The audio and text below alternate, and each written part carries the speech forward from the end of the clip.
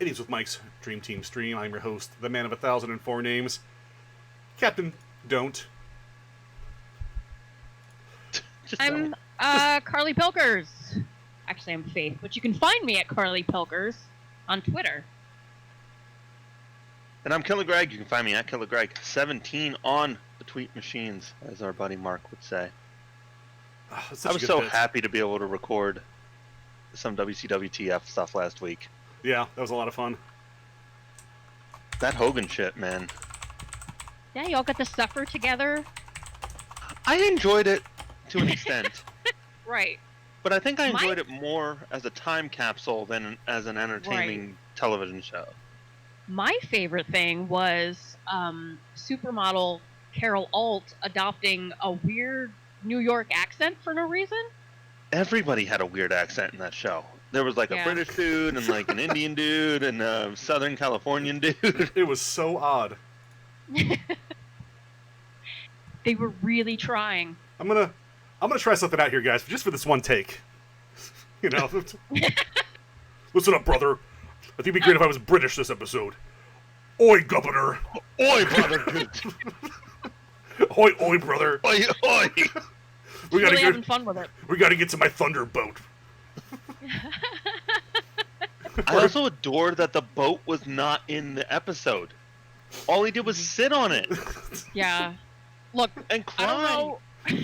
When are they going to get to the fireworks factory? Exactly. I don't know if you've ever tried to film in water, but it is a lot of money. We got this one prop boat. It doesn't run. We're gonna have to work around it. All right. It's made out of plywood. It's currently sinking. We got one shot at this take. Oh, we already fucked that take up. Make it work. We're just not using it this episode. Make it work. Oh, but yes, the ability to just go back to doing some classic terrible WCW stuff is great. Yeah. It's so nice. Fun. It is, of course, on our Twitch channel. You can find it at the in our previous vlogs or VODs, whatever the word is. There's a V and then an O in there somewhere. Yeah, whatever. So yeah, how have you guys been this week? It's have a good time? No, didn't think so. It's getting worse. I don't like you think you've seen the absolute dawn, right? I mean, I guess. It's been pretty fucking dark, man. We need some dawn real quick. Yeah, the dawn seems really far away, though. I don't know if everyone's surviving till the dawn, so. I mean, hopefully a few racists don't. Yeah, no, that's fair. If we could get rid of the sex pests too, that'd be fun. Right, but sex pedos and racists are who we're primarily going off on now, so I'm like generally okay with that, right? Yeah, that's true. Yeah, it's. I think what's interesting, you know, I won't get too into it, but I think this sort of, we're like focusing in on minutia, but I think that's also part of the point is that like most people don't understand what institutionalized sexism or racism or like rape culture or what any of that means. Is the fact that most of what these people are doing is getting hand waved as well. You know, that's the problem. That's how it is, right? Right. You know, it's like, I'm not racist. I just make a few jokes every now and then. It's like, well, yeah, but the fact that you are comfortable making those jokes, like, sure, you might not choose to not hire a black person over a white person. You're not racist. But the culture you're in is inherently racist. And, like, that's what we're trying to confront. And that's also what makes it so hard is because it's kind of amorphous, right? It's like, you can't... If someone says the N-word, you can point at them and say, you are racist. And it's simple, and then you can, I don't know, murder them? I don't know what you're allowed to do anymore. Well, let's just clarify. Is it hard R? Are we doing hard R on this one? Or? No, it's a hard R. It is, it is Donald Trump calling Kanye West the N-word. Right. Then you have a very clear set of circumstances. Right. A very clear right. infraction. Yes, I totally agree. I would just like to note that we have our first catchphrase in chat. Okay. Fuck Rob Manfred. Oh, I am. That is a good one. Yeah, that's yes. all right. But continue. Yes. But yeah, it's definitely tougher to when everything is just reality and lifestyle and how you've always known things to be. It's definitely harder to step back and be objective and recognize what needs to change. And I'm going to bring up The Office a lot during today, but it always goes back to that episode very early where Michael calls Oscar the F word. Right.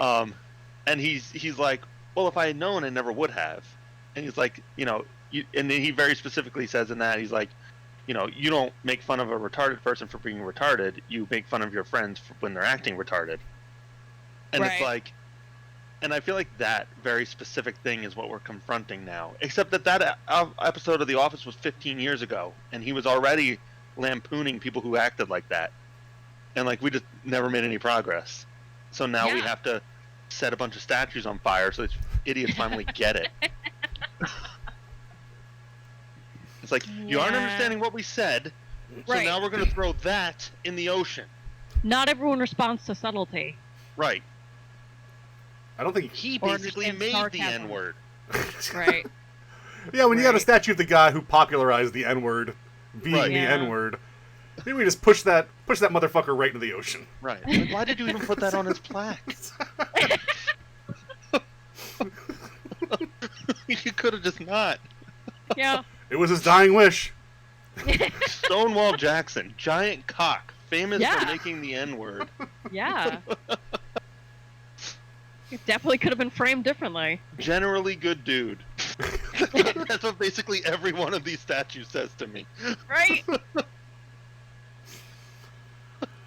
Oh. So true. Yeah. It's not great. That's for sure. No. So anyway, burn it down. Yeah. Burn it down and start again. But that, let me get back to the point, because you're saying the dark is, it's like really dark right now, and I get that, but at the same time, like, a lot of these actions are bringing me hope. Sure. Like, it is sad to see violence, and I get that, especially real world violence. Like, I play The Last of Us, and it's not that sad, but to see, like, I hate cops, but I don't want to see them beaten up. Like, Sure. I don't want to see. Right, I don't want to see cops get set on fire. Right. I mean, I want them to get I want them to be. I want the system to be changed, and I want them to be held accountable. Right. I don't. If this could be done 100% peacefully, I'm like 100% on board with that. Like if two people can sit down and have a conversation, that's obviously ideal. But that's also obviously not working. So to me, a lot of this, like, sure, it's oppressive and it's heavy and hard to deal with. But it does bring me hope.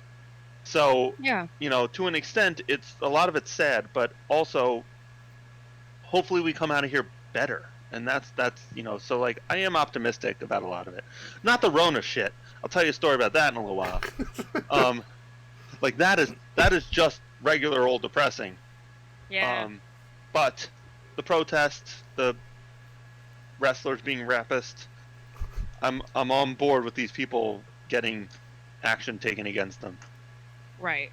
You've got to root out. Yeah, maybe don't. The rot and the filth. Right. And burn it, like you said, burn it down, and there's no other way. Like, it sucks when you wake up in the morning and there's rats in your walls. Seth Rollins was trying to tell us the entire time, you guys. Oh yeah, look at that. Burn it down. Burn it down. Metal, metal, metal, metal, metal, metal, metal, metal. Right. He knew the answers. And now he's Jesus, so I mean, like, it worked. Yeah. Didn't he also send, like, unsolicited nudes to someone, though? Didn't that happen? No. They were solicited. Yeah, he he cheated on his girlfriend with a Nazi girl. Nazi? Oh. Is that a word you're trying to use? She was she had like Nazi views or like stuff like that. Oh, maybe he was trying to infiltrate from the literal inside. But she was also pretty fine, so I mean, who am I to judge? Oh, what's that flag on your wall? Oh, really? One nation just for one certain type of people, huh? Okay, well, show me those titties, or I'm out. No, I don't. This is all hyperbole. I do not fuck with racists.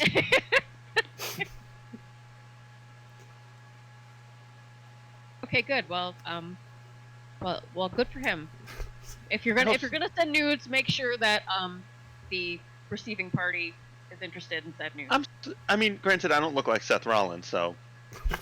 But even when solicited, I'm not comfortable sending nudes. And that's fine too. It's okay to draw healthy boundaries. Right. It's like, send me a pic. It's like, you don't want to see that. I know you've seen it in person, but the digital form does not do me any favors. See, the trick is you gotta get the right lighting, okay? You can't just like... Lighting is everything.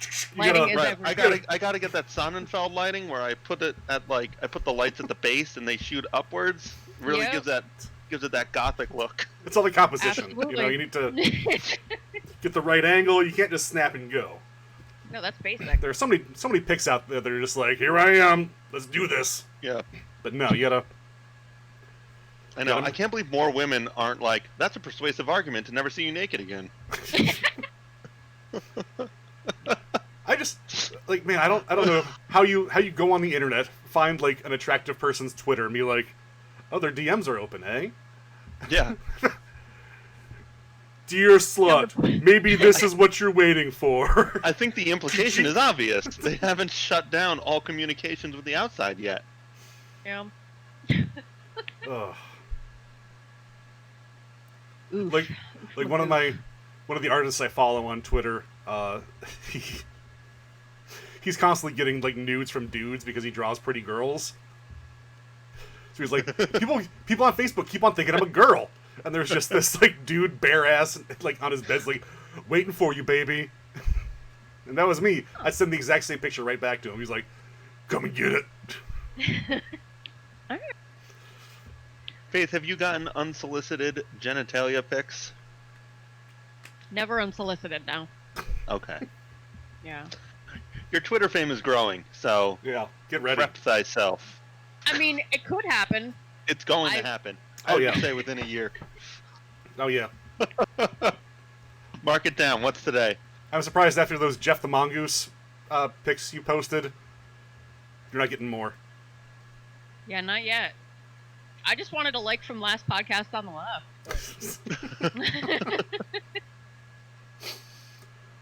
Yeah, no, not yet. Shout out to Last Pod. Those guys are great. Please let us know when you do. And please let us know who it is so we can blast the shit out of them. Oh, yeah.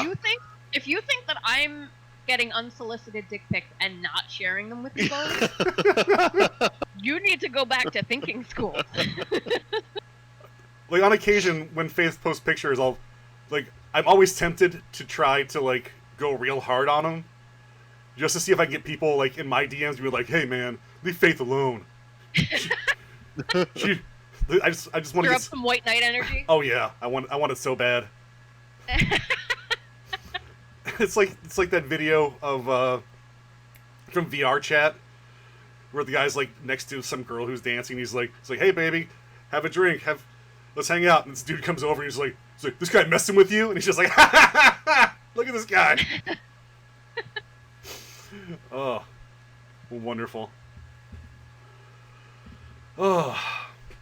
Good times. So speaking of white Keep knights, your news to yourself unless someone asks for them. That's the bottom line. Absolutely. Or if someone's going to pay for them. In that case, yes. Maybe pop that out there. Yes. Captain No shame in that. Captain Don't's OnlyFans coming this summer. Yes.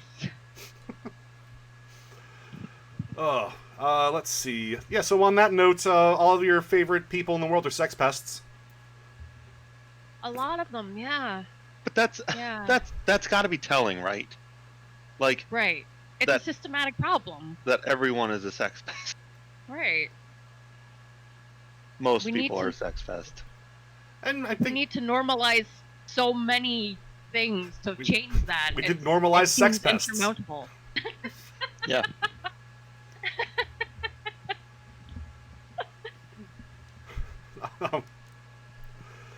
Like one of the, like I didn't know a lot of the indie wrestlers that were being talked about.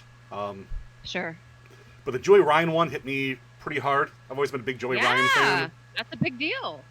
Especially since, his public face was always very, like, ally.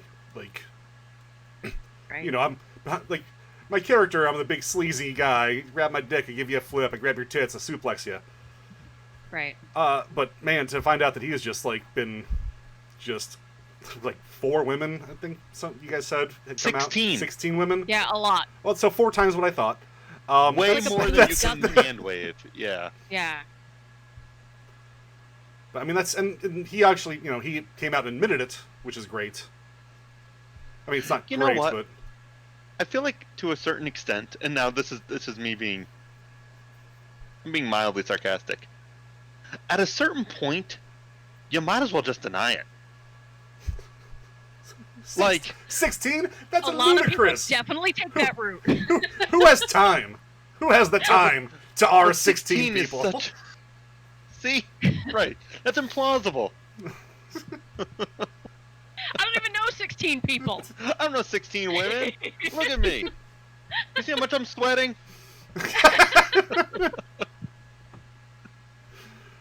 Oh. Like you're gonna get canceled at 16, so you might as well fight it. Don't admit it. Yeah, but I believe in the redemptive arc, to a point. 16, man, that's a lot of fucking victimization. Well, if he raped 15 people, then that's the highest level. After that, but like you said, the fact that he presented himself so hard as such an ally makes it so much worse. And the problem is that's just something we're seeing a lot in, like, a lot of different areas. I mean, everything from Twitch streamers, journalists have been huge lately. Right. Like everybody who's all like, oh, we need to stand up for all the women. Then 6 months later, there's another 4 pictures of words where they're like, well, I guess I got busted. Yep. So I guess the important thing to learn is never trust anybody. That's real. Not a problem. My trick is that I don't like anybody, so therefore I never get to the trust phase anyway. Welcome back to Greg Fixes All the Problems. It's like the Hulk staying mad, Right, you're absolutely right. That's my secret, Cap. I already hate you. Definitely a lot more creepy pedos in the mix than I would have ever possibly imagined, taking advantage of. I mean, a 16-year-old girl is still a girl. Yeah. So, it's real disheartening. Very, very creepy. Like, very. The concept of, like, grooming. Like, sure, I haven't fucked them yet, but I'm definitely laying the groundwork. Right. Like, that's unfortunate. I will also say, though, so, like, I'm not defending anybody here. I am just stating things that I find interesting. It is very difficult to discern, like, age or even gender or like, anything like that on the internet. Like, sure. I'm not defending these people, but I do think it is perfectly reasonable that they did not know that this person was 16 when they started engaging with them. It's fair. Now, maybe once. Absolutely. Right. Maybe you get one mulligan on an underage person. Like, the solution to me is to not do that. Like, I recognize you're famous, but if you're a famous comedian, just don't converse with people on the internet. Like, well, certainly not on that level. Certainly do not engage in any sort of intimacy with a random person you meet on the internet. Exactly. Like, because you have no idea who you're dealing with. Right. You're famous. People are already going to come up to you on the street or whatever. Like, you already have to try less than normal people do. Sure. So simply don't put yourself out there. Like, right. be fucking smart, you know, and then you protect yourself. Now, if he's an actual pedophile, then it all makes sense. Right. You know, like if you are attracted to underage girls, well then yeah, you've got to be creepo about it. You're a creepo no matter what. But at the same time, like, be fucking smarter. You know who doesn't talk to people on DMs on Twitter? Brad Pitt. Like, as far as we know, fucking smart about that shit. Right. Just don't be an idiot. That's the real basic here. It's like if you want any sort of, like, I don't know, deniability, it's super easy to just not be an idiot. Don't text people. Just don't. Don't Snapchat. Right. Or you can go the flip side, be like Jeremy Renner, who created his own app just for himself. Go all the way. Just fucking all the way in the other direction. I need that Pro Jared app. Oh, I remember when I saw Pro Jared's dick pic. That was a real man, bummer. I didn't see that. I didn't know there was a dick pic. Real bummer. Does he have a bummer of a wiener? I'm not one to judge, but you know what? It's not terrible. All right. He has a long face, so I assume it translates. That's interesting. It's an interesting theory. You know what they say? Long face, long. No, I don't. I've heard that one before. Nope, that's a new one to me. But yeah. All right. Now you got me intrigued. Why do you think I grow this? I'm trying to grow this beard down. That's to elongate my face. Yeah, like when Faith and I were talking about all these allegations over the weekend, and that's when it came up with the Captain Don't character, who's just a superhero who's just like, hey, don't. And he's got a sidekick who's a talking donkey called Donnie the Don't Diddle Donkey. And together we try to stop people from sending unsolicited dick pics. Yeah. And talking to underage girls. Just making better choices. Just don't. Yeah, just you really don't have to. Just don't. So that's your catchphrase. I'm not sure. Maybe don't. I'm not sure who voices the donkey yet, because I got to figure out who's not a sex pest. Sure, that's. I was gonna say. Now. I was gonna say what's his face from the Shrek movies, but I'm pretty sure he was a sex pest.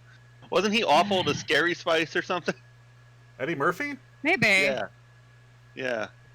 Yeah. Like they had a baby, and then he wouldn't pay for the baby because she was Scary Spice. Use your Spice Girls money or something. Yeah, I'm Eddie Murphy. I don't have any money. Well, I mean that's kind of true. Right. I'm doing Shrek 4. God damn it. Right. I got my own problems. Yeah, I think you're right. Are we doing Shrek 5 yet? There's already been a Shrek 5. Are we doing Shrek 6 yet? What I mean, it depends whether you consider that Puss in Boots movie a Shrek movie. It's a Shrek character. Okay. It's like, how many Despicable Me's do you think there are? You would say like 2. There's like 7. No, there's 3. There's Despicable Me, Despicable Me 2. Oh, there's 4. There's 3 Despicable And there's like 12 Minion movies. Oh, only 1 Minion movie. What? Yep. I feel like I've been advertised that Minion movie for 30 years. Because it feels like you have been. You see it once and it's like, oh my god, how old am I? What year is it? I saw it. It was bad. I saw Minions. Did you? For what it was, I thought it was fine, but it was also shit, so... Oh, yeah. It was the best shit I've seen involving Minions. It was as good as it could have been. These are glowing reviews. Put that in the box art. Not the worst. Yeah, right? No one got graped during the movie. Those Minions are basically fuckholes. They definitely got graped. I mean... I think they're more like suppositories or like a butt plug than a fuckhole. Okay. Oh, they're the fuckhole E? You just jam, just jam them up there. We opened up a real can of worms here. Let's take a turn. You know what sucks? Sex pests. But what if we jam Minions up our buttholes? Took a 180 somewhere. Who are we hurting? Who are we hurting? They're not people. Exactly. We don't even know what they are. Yes, Bob the Minion. Banana. You know what's really crazy? White people had this near exact conversation 300 years ago, but we're serious. Yeah, for sure. What if we just use them as sex slaves? Yeah, gross. What? Billy, write that into the Constitution. Why is Billy in there? He's probably a sex slave too. Yeah. I mean, forget about Billy, the Constitution writing sex slave. Forget about that 200 years ago. We're talking 2,000 years ago when the Bible was written. It's like, yeah, you know, you can beat the shit out of someone you own, as long as they can walk the next day. It's fine. Don't matter. Tell them God wants you to. Yeah, they must have pissed God off somehow. Whap whap whap. Yikes. Oh boy. This one, Party All the Time real hard. is an amazing music video and a fantastic song. That song slaps. Yeah, it does. Eddie Murphy's Party All the Time? Oh yeah. What did Ansel Elgort do? I know who he is, and I know he did something, but there were too many people to get to for me to catch up on what he did. I only saw one accounting, and it was like a 17-year-old girl who alleges that he raped her. He took her virginity, and it was like super painful, and he never asked if she wanted to stop, and he never stopped. Well, he said, "We need to break you in." Oh God, I missed that part. That is not something you should say out loud. You shouldn't think it, and you definitely shouldn't say it. No. If you are thinking it, you need to reevaluate everything's in your life. I don't know why I turned into Swissgar, but that's how important it is. I believe is called Sex Library. Yeah, so... I know we're making jokes about this. This is all very serious, and I take it very serious. We have to make jokes, otherwise we'll just scream until we pass out, because everything's terrible. But like you said, I do have hope, because things are finally being exposed that should definitely be exposed, and hopefully we can deal with things appropriately and move forward. Right. It's just so bewildering to me. It is. Like, it's crazy. I don't know. I'd like to think that I've always been appropriate with women, and I've never had any particular issue, like having a girlfriend, getting a girlfriend, any of that stuff. Like, I don't know why people can't just treat other people with respect. Yeah. So what you're trying to tell me, Greg, is this is coming from someone who thinks everyone's an idiot. So you want you want men to treat women with respect. I got you, bud. I'm gonna respect that ass. Send them a dick pic. Got it. Respect their inbox. Yeah, maybe they just have a real different understanding of what respect means. Yeah, of course I'm just making jokes. I mean, sure. Again, we have to. It's just my natural state, you know. We have to cope. Don't rape. Don't be a dick to people. You'd be kind of a dick if it's funny and you know them, but as long as you guys are all on the same page about it. Sure. And if you are too much of a dick, you got to apologize about that. And just keep your penis out of people. Yeah. I don't want it. Right. It is something else. It's wild. It is. Oh. And also, if you haven't had a penis in you, don't go around telling people that their penis was in you. Because false accusations are just as bad. Yeah, I saw someone with accusations against Justin Bieber, but I guess he came out almost immediately with receipts. Yeah. To disprove it. And that's equally egregious and gross to me, because it's difficult enough for victims to come out because of what they have to endure. Not only the trauma of whatever the experience was, but then being under scrutiny for it because of the systematic nature of the issue. When you come out against someone falsely, you set things back that much more, right? For no good reason. because you're making it difficult for everyone. Assholes are going to use that one example, and that happens to me constantly. It's like, well, this one time. It's like, right. Well, the issue is, Greg, it's not just one time. There's been a lot of, especially, I mean, like, Amber Heard is a huge one. Sure. But percentage-wise, right, it is such course. a small percent of the actual violent attacks or harassment or whatever actual incidences there have been. But, yeah, people can just point to those things that have been disproven to continue to prop up shitty behavior. So you're just making it worse for everyone. Like, I saw someone try to cancel Harry Styles today. Harry Styles has such fun and energy, and I refuse to believe. Well, like, after a few hours, they were like, haha, I can't believe people fucking fell for this, and they were like, hashtag solo or whatever, because they don't like... It's so gross. It's all stands and whatever fucking weird Twitter bullshit's going on. Twitter is a hellscape. I cannot stand it. I mean, it's unfortunate how much power people can wield now, especially being too young to be able to really quantify the gravity of your actions. Because something like that's just so hurtful on such a large scale. It's gross. I mean, it goes on both sides. Hey, maybe don't. Yeah, maybe don't. Maybe don't. It's easy to find another way to get clout, for fuck's sake. I think I just found my my Donnie, the Don't Diddle Donkey. Yeah.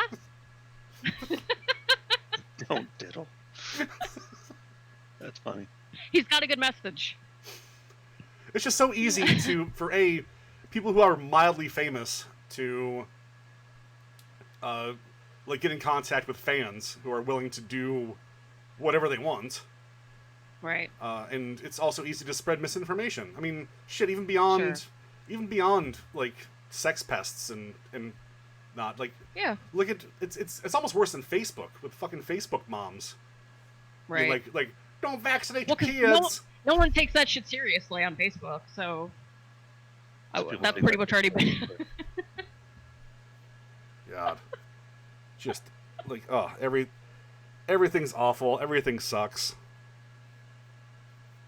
Yeah, but I'm looking forward to playing Last of Us 2. I'm playing it. Are you? Yeah. Yeah. Holy shit, that game's depressing as fuck. Yeah. Real depressing. But at the same time, and I was telling this to someone earlier, the game is also an incredible achievement in like video games, so it's very peculiar. Sure. It is easily one of the most well-made games I've ever played. Like the characters are like interesting, and the world is like you want to explore the world. But also you just feel awful all the time. And I mean, and it's interesting because that's part of it. Like these characters are, we talk about us being in a shitty situation. These characters are in the shittiest situations. And like, even though at the beginning of the game, they've sort of set themselves up like they're in a town, they're protected, they have friends, which the last game they didn't really have any of that. There is still this impending doom that they're experiencing all the time. It's like, there's zombies outside. The zombies are the least scary thing out there. There's all sorts of religious factions and government factions and everything that wants to kill us all the time. Like, so it's interesting that these characters literally never feel safe. And the game conveys that to you perfectly because you also never feel safe. Huh. Unless, of course, you're prone. Fascinating. Well, I don't know, man. I was prone in some tall grass, which is supposed to be like, 100% solid snake level camouflage, and the motherfucker still bit my neck off. You gotta go in the options and enable game journalist mode. That makes you 100% invisible when you're prone. That's funny. So I don't know, but the bigger question that you have to ask is, what do you want out of a game? You know, typically I like games that depress me, or more specifically, make me feel lonely. I really like games that make me feel lonely. This one's a little more intense than that, mostly because you're literally never alone. Like, you always have a little buddy that's like, let's talk about having lesbian sex. And you're like, I'm into this. But also... maybe don't? So, like, in general, I don't mind games that depress me. I don't mind games that make me feel alone. But I do genuinely feel like this is some next level shit. Like, you know, I mainline Final Fantasy VII. It was 35 hours. I beat it in a week. This game's been out for like 5-6 days, and I'm maybe 3 hours in. Not because I'm not enjoying it, but because after every half an hour, I literally have to take an emotional break. Because you're not enjoying it. But you're not supposed to enjoy it, and that's what's weird to me. Right, it's very peculiar. You know, and I compared it to someone else the other day, like watching Schindler's List. Like, Schindler's List is a great fucking movie, you know, and it's telling a compelling story and all that shit. But also, it is horribly depressing. You know, again, going back to Seinfeld, it's a very famous Seinfeld episode that Jerry was making out with a girl during Schindler's List, and everyone was like, how? Right, it was like, how are you doing that? So, like, it's kind of like that. Like, you know, it makes you question, what is the role of movies? Are movies escapism? Are they supposed to, you know, are they just supposed to be emotional vessels? I don't know. If anybody doesn't want to play The Last of Us 2 because that's not what they want out of games, I certainly can't blame them. You know, there are some games where I'm like, you must play this game. Right. I can't say that about this. So, you know, if someone doesn't want to play it because they don't want to see all this shit, this horribly violent shit, don't play it. I'm gonna see. I think I'm gonna play it. And I'm gonna laugh through it because everything I've seen, I'm getting like very much a really try hard vibe from it. Like the idea that they had the developers watch live leak snuff videos and stuff in order to try to capture the deaths and everything. It's like, man, that's a bit too far. I haven't killed a lot of people yet in this game. So like, I think there's still more for me to experience that I haven't yet, but still, I don't know. Maybe it is a little try hard, but at the same time, I respect I feel like they want to push the medium further, and sometimes it requires trying hard. I don't know. It doesn't feel particularly forced to me yet. It's good. And that's my winning endorsement of The Last of Us 2. I think everything that's happened leading up to The Last of Us 2 has all been one big media shill. I think the leaks were coordinated because they knew the game was going to be like I don't know anything about the leaks. I think I know they exist, but I did read an article that was basically warning people. That was like, if these things are going to upset you, then maybe just don't play this game. Well, that's what I'm saying though. I think it's all like it's a coordinated thing from Naughty Dog who are just this is me tinfoil hatting here right now. I think they did some leaks because they knew the game was going to upset people, but not just because of the content in the game, but because of the way the story beats happen. Right. I'm sort of like, well, let's just put this out now. People will get mad, and then when the game releases and they review bomb us, we can just call them man babies. And then this is our out. We did it, guys. I'm Neil Druckmann. Right. I'm going to do motion capture and then make my own character in the game. I mean, I don't think you're 100% correct, but I certainly believe that there could be some things there. If they put it out because they knew people might be upset about the content, I could see that because it is heavy, and if you're not prepared for for certain things, then it might damage your psyche. But if it's like, well, no, they're going to be, spoilers, very minor spoilers if you read the leaks. I won't even get too much into it. But if you're like, if they thought people were going to be upset that they killed a popular character and they put it out, like, that's fucking stupid. Because if you're upset about a character dying in a video game, like, even if it's your favorite character, then get over yourself, man. Like, stop defining yourself that way. Like, the game doesn't owe you anything, just because you don't get to play. I mean, take Metal Gear Solid 2, for instance. Everyone was like, oh, we don't get to play as Snake, this is shit. Now, that game was not great for different reasons, but certainly not because you didn't get to play as Solid Snake. Like, Raiden was a whiny bitch, and I get that. But, like, at its base level, the game is identical. If what you enjoy about Metal Gear is the gameplay, well, then who you play as a character matters not at all. So yeah, but in Metal Gear Solid 2, they didn't just like, bash Snake's head in halfway, like 2 hours into the game, and then have like the director self-insert spit on his corpse. I mean, they killed him, like, theoretically. Like, granted, he appears later in the game, but they did kill Solid Snake at 3 hours into that game. Yeah, but then it was and then the ending happened. Right, and then they cloned him, and then he was him, and then he was not Iroquois Pliskin, the like both most amazing and the lamest name for a game character of all time. There's just, man, I see both sides of the coin. Yes, you should make the game you want to make, but like I really think, especially Druckmann was actively trying to antagonize and like anger fans of the games just because he could.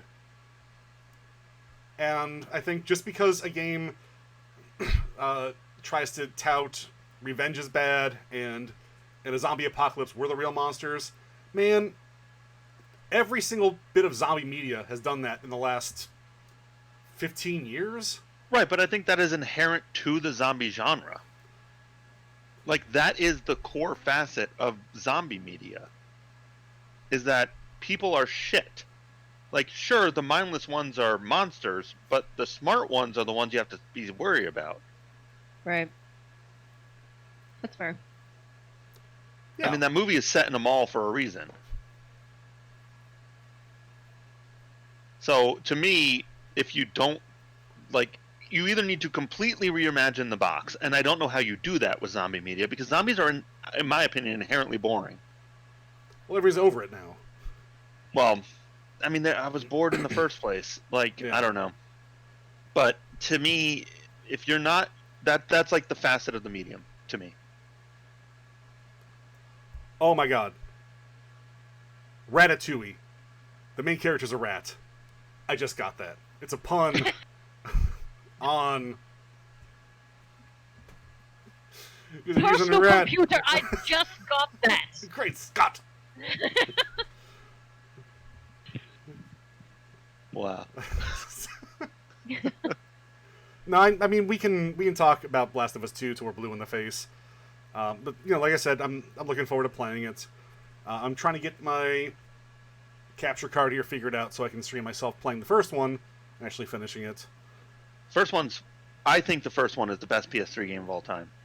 It's so good. I got the remaster with my PS4 when I first got my PS4. Have you played it at all? I get a little bit into it and then I just kind of fall off. So, I don't know, I mean, this might not interest you more, but when I played The Last of Us, I read an article before I started playing it that said, put it on the hardest difficulty, trust us.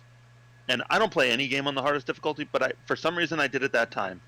And I genuinely enjoyed that experience. It was tough, but it wasn't like oppressively tough, and it definitely made you think more about your actions than I would have if it was on like easy or whatever. So my suggestion is, and I enjoyed this, put it on the hardest difficulty if you're going to play it. All right, I'll give that a shot. You know what? I will take you up on that offer.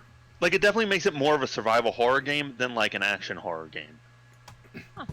So it's more Resident Evil 2 than Resident Evil 3? Yes. Also, I played through that entire game, and the whole time I was like, I don't have any fucking ammo for any of my guns. This is so goddamn hard. It turns out you have more than one gun. And I had plenty of ammo. I just didn't know how to get to it. In Resident Evil, or...? No, Last of Us. Okay. No joke.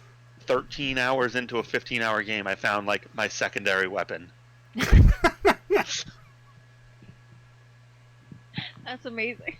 Yeah. That is some classic Reg right there. Well, because it wasn't intuitive. Like, these games have, like, they have the click wheel and all this shit. So like to find the weapons, you have to use the D-pad to like highlight your gun, and then press a button, and then your other gun's open. And like I must have missed that tutorial or something, but like, boy, it fucked me for a very long time. That is wonderful. You were just adding extra layers of challenge. Yeah, I was doing a challenge when I didn't even know it. Yeah. All right, we might get some audio popping up here in a second. I hope we don't, but I will do my best to stop it if it does. Let's see, anything else? Are we doing a WCWTF again tonight, or are we skipping this week? I do not remember. We didn't plan anything, and right. Also I have a lot of work to do. All right, so I'm fine. Yes, okay, good. Sorry. No, I'm fine Brett, with that. you did have a COVID story. Yes. This isn't like this is more of an observation than like a specific story. Sorry, I'm mumbling there. I went to New Jersey this weekend. Like we have a beach house down there, and since I'm working from home, I can essentially work anyway. So I picked up all my cars and I took them to Jersey with me and worked down there. Every night we were like, well, we could just go walk on the boardwalk. Like we don't have, the rides aren't open and whatever, but it's still like you can walk near the ocean and stuff. Sure. And we would drive out, and I swear to God, I did not see a single mask on a person. And we're talking about like a lot of people. Like I don't see people walking down the street with a mask outside, but there's like one person every hour, and they're just walking outside. Sure. These were people like standing in line for ice cream, no masks, like ass to ass next to each other. Things got real weird. It was New Jersey, man. Listen, bro, do you want an ice cream sneeze? There we go. You sneeze on mine. And then we'll just mash them together. Everybody get in here. I gotta clean the scoop for a second. Hold on. Oh, God. It was incredibly disheartening. I literally didn't leave the car. It was awful. And I just don't fucking get it. I just don't get it. My dumb dad's like, it's like, hey bud, why don't you look up how much a round trip ticket from here to Albany is for me? He's like, what? Don't get on a plane. Yeah. No. I know he's just going, man. I know he's just going like stir crazy. But yeah, and well, that's better than being dead. I'd rather go stir crazy and be able to breathe than get like 6 days of relaxation and then die of fluid in my lungs. Right? And then have diminished capacity for the rest of your life. Right, like people are talking about like lung transplants and shit. And yeah. these are people who recovered. Yeah.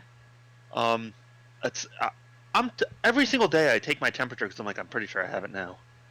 Even though I show no symptoms, it's just like, this is how I live. Like I already can never breathe. So I can't even imagine what you're going every time I can't breathe, I'm like, uh-oh. Right. A year ago it would have been like, I'm having a bad asthma day. Now every single day it's like, well, I guess I'm going to the hospital for the rest of my life. I don't mean to laugh, Greg, but I just imagine you doing like the oh god, what was it? Red Fox. He's like, oh lord, this is the big one. Oh, here it comes. Every day I wake up. Oh no. I got the COVID. No, it's true. I mean, I know that's basically that. That's a terrifying and like shit, especially when all it takes is just one dum-dum who has it to just like sneeze or cough and then walk away. Right. Sneeze cough on their hand, then touch a doorknob, and then anybody who touches that has a chance to get it. It's fucked. Right. And the people are like willing to give up these conceits. They're like, oh, well, yeah, we'll just eat outside. And it's like, sure, that helps a little bit, but like you're willing to eat outside and not go into the restaurant, but you're not willing to put a mask on. Like, just do it, man. And it sucks. Like, I'm not. Oh no, I'm back at work now. I have to wear that mask. I don't have to wear it all day because I keep to myself for the majority of it. But there was probably a 2.5 hour span the other day where I had to have the mask on the whole time, and it sucks. It's hard to breathe. It gets oppressive. Like it starts to smell after a little while. Like you're breathing into it with your fucking breath for 2 hours. You really realize when you forgot to brush your teeth that morning. I was like, oh god, I did this to me. So I have to keep it on for 8 hours, and it's unbelievable. It's starting to get hot, and you can't breathe. It Right. it feels like your face is fucking fogging up. It's fucking terrible, and I hate it. But you'd rather not die. I'm not gonna not do it. Yeah. Right. Because that's what needs to be done. And you're working. You're there for 8 hours. Right. These people are coming into the store for 12 minutes. Right. Like, you put the mask on, you get your ice cream, you go in your car, you take your mask off, you eat your ice cream. Yeah. How much of a pussy are you people that this is a problem? I love, like, we have one customer who Greg knows who I'm talking about, and he's just always the perennial kind of shit stirrer. He's like, well, actually, you can't make me wear a mask because I have this card that says, and her boss was just like, you gotta put on a fucking mask, dude. You can't do this shit. Or leave. Yeah. Those are options. Leave. We don't need your business. Yeah. Right. We fucking closed and still made more money than we ever have before. You are not important. Right. I just want everybody to fuck don't get off. it. I wish I could tell it to every customer. I don't get it. I don't understand how people lose their shit over such mild inconveniences. Right. That's all life is. Just fucking get over it. And again, I don't understand why this is the line people are drawing. Right. Like, seatbelts are uncomfortable on a hot day too, and very few people are like, I'm not doing that shit. Government doesn't tell me how to use my body. Right. No one has ever come into my store without a shirt on. Yet. Right. You're willing to give up all sorts of conceits to the government all the time, Right. Like, okay, if you don't believe that the government has the right to tell you these things, and start driving without a driver's license. Yeah. They do that. They're called sovereign citizens. Those are right, but those people are a fucking joke. I love sovereign citizens. I will talk about sovereign citizens all day. Bless them and their entertaining self. And no, I mean, you're right, Greg. They are dummies. They're idiots. Yeah. Yeah. Well, it's about crafting your own reality, really. I feel like this is a different level. There are more of these people right now than... I mean, oh, shit. Oh, there's way more let me people see if I can... Way more people who Let me see if I can find this quote. I mean, there are hands down way more people who don't want to wear masks than there are sovereign citizens. Yeah, but I bet that Venn diagram. Oh, there's an overlap, yeah. Yeah. Get off my land. Certainly. Not wearing a mask. Yeah, like a bullseye. I really want to find this guy's quote because it's so unbelievable to me. Was it, hey, maybe don't? I wish. That guy's smart. He knows what's up. So Trump had this rally, right? The one in Tulsa. And apparently a lot of young people took it upon themselves to reserve tickets to this thing and then not go. Right. Which a lot of people are touting as like a fun act of defiance from young people. Sure. But what I haven't seen is that, to me, this gives fuel to Trump. Because, he claimed that, 1 million tickets were requested. And he thinks that he was going to sell out this giant arena, which, quite honestly, he was probably never going to do. Sure. But now he has an excuse as to why he didn't sell it out. Yeah. He can be like, well, Trump's, I have 1 million Trump supporters in Tulsa. They would have loved to have come to my rally, but these fucking young Antifa upstarts fucked up my rally. But there was no spillover crowd either. That doesn't factor into... That doesn't matter. That literally doesn't matter. Yeah. Right. The facts don't matter. Yeah. That's true. It's all about the narrative. It's all about the narrative. It's all about the narrative. Good point. So, to me, while it's cute, and, I'm glad young people are being motivated... Sure. It seems like a gross miscalculation, because it just seems that now he has he has a real excuse this time. Right. and it gives validation to all his previous excuses. Yeah, that's fair. Because trust me, at his next rally, even if these kids don't do this, now he's going to say, well, fucking kids are fucking me. And he'll even retroactively attempt to refocus on, like, you know, his inauguration where nobody showed up, and like his dumb parade where nobody showed up. Greg, he's never going to admit that the kids were fucking him, alright? As much as we may want him to. He's had a real world hard on for his daughter for 30 years, so yeah. I think he's definitely fucked kids. Like, he was best friends. Oh yeah. With He definitely has. Like, he has been inside a child. That. No, of course not. At least one. But no, you make a good point. It really doesn't matter what is done at this point, he finds a way to spin it. I know. And his devotees just eat that shit right the fuck up. It's disgusting. That's how cults work. Yep. We've been chatting for about an hour. Do you guys want to take a quick break as we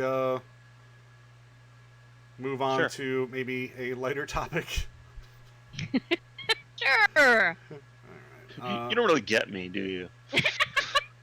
No, I do. That's why I'm doing the little move right now.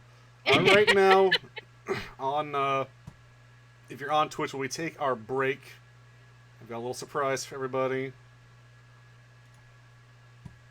Oh, that's not what I wanted. Go this surprise way. For everyone, even you. Yep.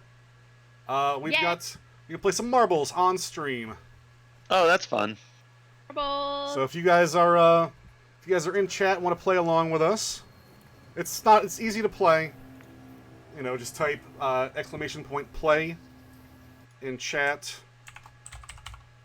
I want to do that. Just like that. You can join the marble game. All right, well, while you do this, I'm gonna go get a snack and use the facilities. Right. Yeah. I'm actually going to turn off our Discord stream right there. And I think I kicked myself out.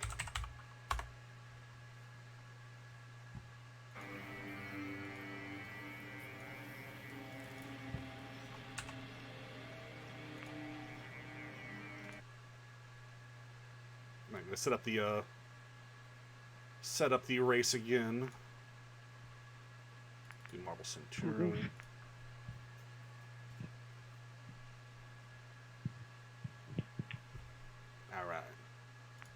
Alright, now I'm in. Faith, if you would like to join us. Sam's still out there. Bulletproof Bitty Boy, want to join there? So I didn't mean to dox you or anything there, sorry. Bulletproof Bitty Boy, if you're in there, just type !play. I'll set this up and we can do a quick marble race.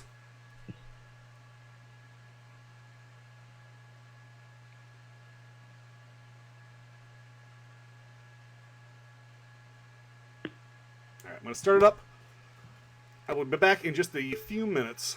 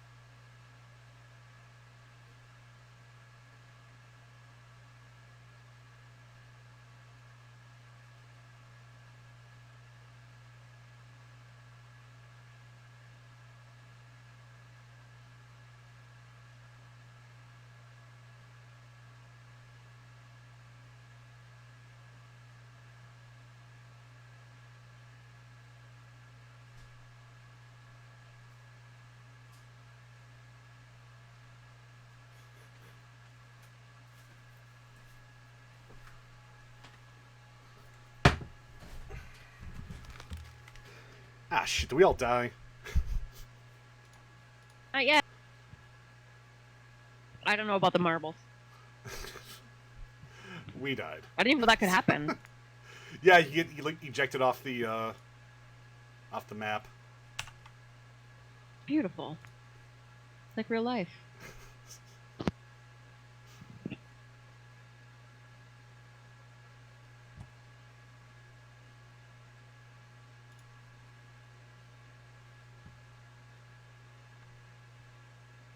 Let's try a quick one while we're still waiting for Greg. We the reviews are coming out for the remake of the SpongeBob Battle for Bikini Bottom game. And oh boy. I didn't know that was a thing. Yeah. I heard it was really good. Depends on like the GameSpot review is hilarious. The guys just like trash at the game. It's Cuphead all over again. Huh. When the guy couldn't figure out the tutorial for Cuphead, he's like, yeah, there's this one section of the game where you need to roll a bowling ball into a hole, but the problem is with a wind-up animation, if you stand on the thing you need to stand on, it closes by the time it's done. It's like, dude, come on, you just gotta back it up.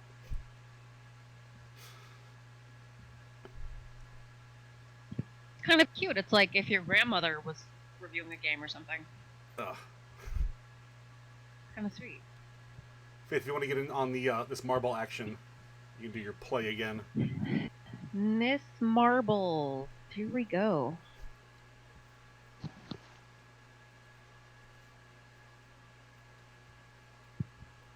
I'm in. All right, anybody else? I'm going to start in 5, 4, 3, 2, 1.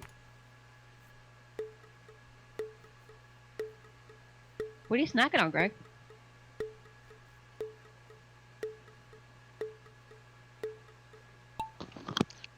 Cheese and pretzel chips. Nice. Good stuff. Yeah.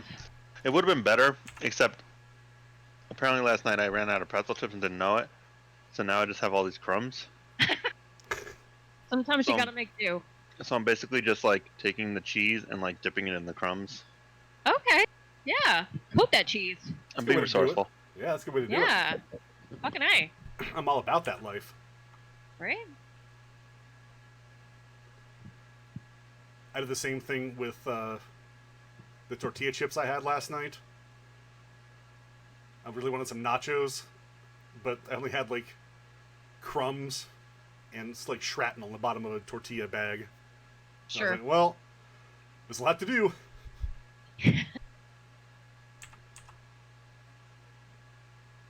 Alright, I might exit. That sweet, sweet hobo life. I might exit out of this game. We died last time, Yeah. which I didn't know was Oh, possible. seriously. Come on. You went right through that? Face dominating right now. Just pure marble. Fuck you, other marble. I don't have any context about what's happening right now, so good job, Faith. Yeah. They basically just... My marble is superior to all other marbles. Whoa, that sounds like some real xenophobic talk right there, Faith.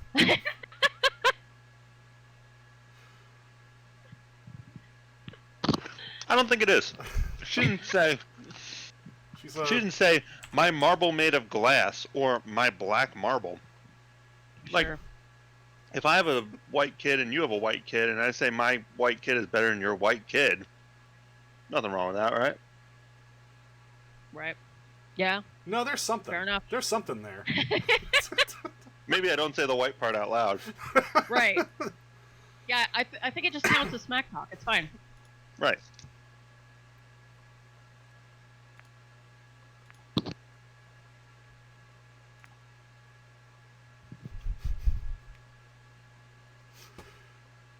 Oh, boy, howdy.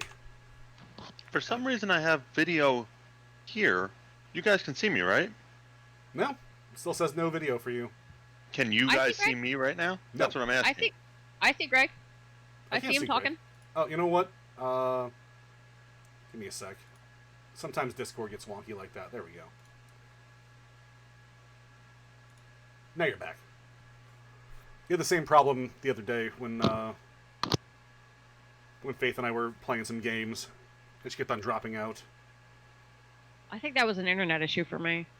Well, yeah, but whenever you would come back, it would be Haunted? Yes. On fire? I don't... It just like the video wouldn't work until I like brought the Discord thing back up. Oh, okay. Alright. Put that back up. Quit adding you. Yeah, we've been playing a lot of games during the week. Yeah, lying to each other for fun. Oh yeah. That's a game now? Yeah. Yeah! Oh, man. I've been lying to people for fun my whole life. We've been playing a lot of shit, I forget what the game's called now. It's one of the Jackbox games. Like Quibish or Quibbage or Quibbage? got some weird Quiplash. Yeah, there we go. Yeah. Kind of like Boulder Dash, where you come up with a, fake answer and. Boulder Dash is probably my favorite game of all time. It's so fun. It's great. Maybe It's pretty Friday. much the same thing. Are you still are you working on Friday, Greg? Maybe we all get together and play some Quiplash. Yeah. Get some viewers in. Yeah. For that. It's a lot of fun. It is fun. Aside from that, I've been playing a lot of World of Horror because I like narrating it. It's a good time. We also diffused some bobs together. Yes. Oh my god, that was that was real. That was intense, man. It took us a long time to get the hang of. Yeah, it did. I still don't think we have the hang of it. We blew up we were a ton. We were much more comfortable lying to each other than we were communicating effectively. I don't think that says anything about us as people. I'm gonna go ahead and say it doesn't. Yeah. No. There's nothing deep-seated there. That's fine. Now you're lying to yourselves. I just don't think we handle pressure well, because if you mess up, then the entire building explodes. So. And even worse, we had to start over the first stage like 4 times. We broke some dude's picture a bunch. Yeah. Trevor. It's okay, he's already dead. It was Trevor. weird training. Yeah, I it was always hated weird that guy. training, but you get it.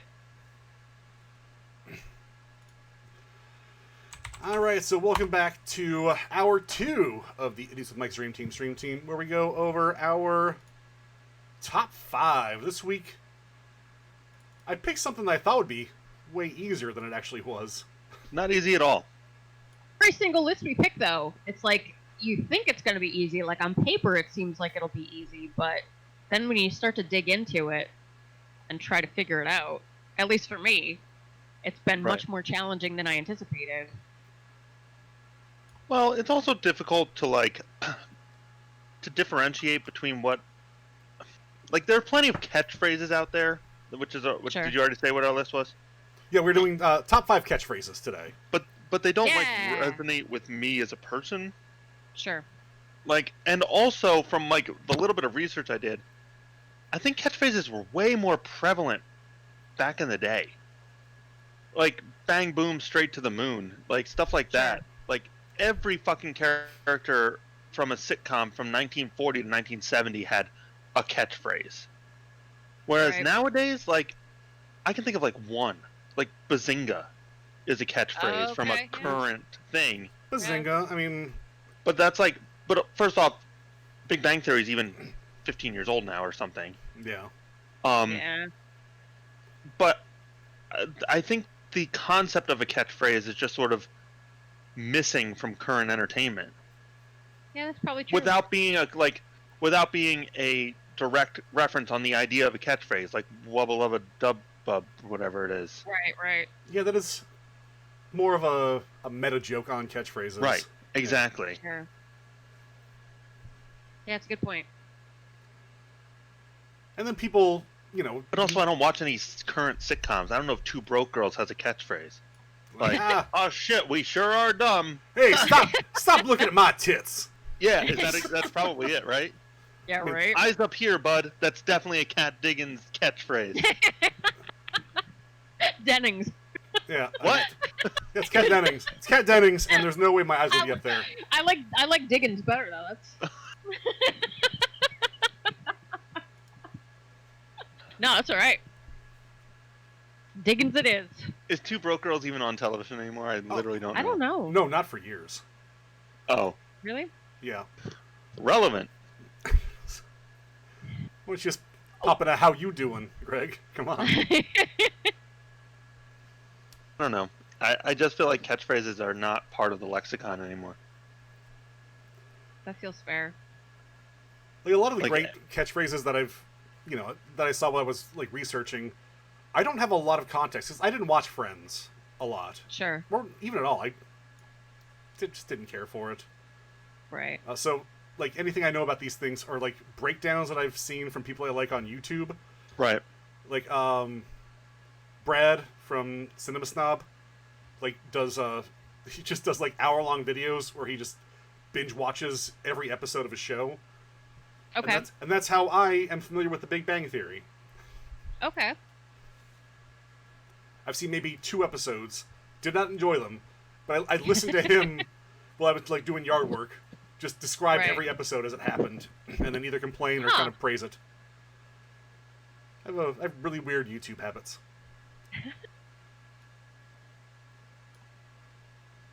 That's an interesting funnel. Yeah, and also, I think we had this debate off camera.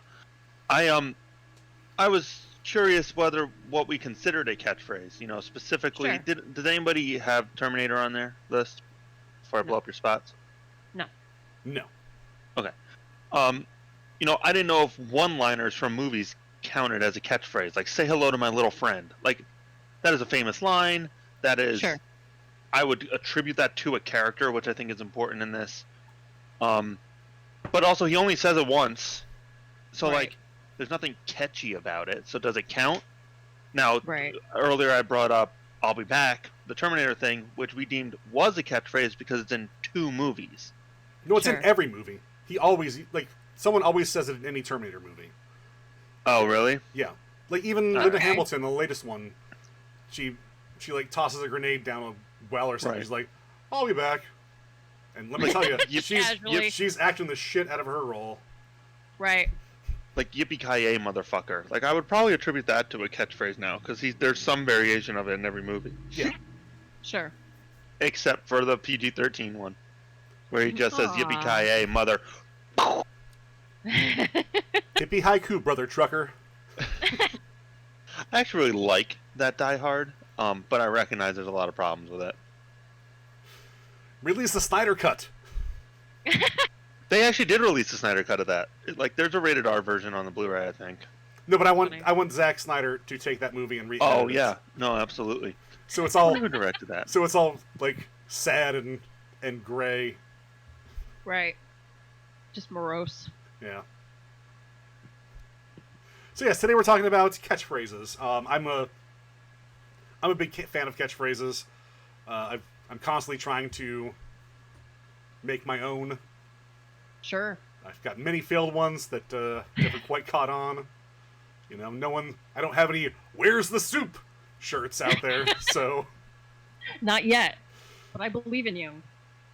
everything What, back from what, when what was the Thanos pussy one we almost came up with? Or it was something about Thanos and his pussy. God, That's going on a shirt. yeah, I'm trying to remember it. Gonna have to rewatch that one. 'Cause Yeah. That's going on Let a me shirt. snap that pussy. Oh, that's good too. Yeah. Yeah. Let's do a whole line of Thanos pussy shirts. It'll be this generation's Big Johnson.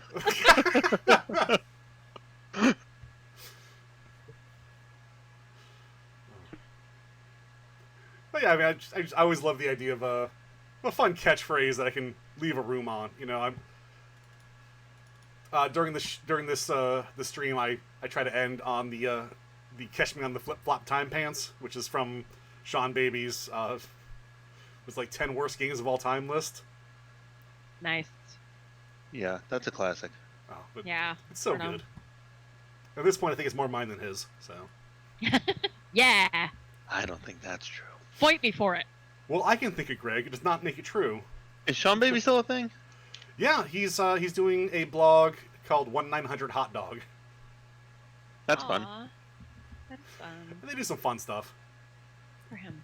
He's not nearly as prominent as he was, but he's still out there, still doing it. So our top 5 catchphrases. Who would like to kick us off this week? Greg, since you missed last week, would you like to start us off? Sure. This is from Project Runway.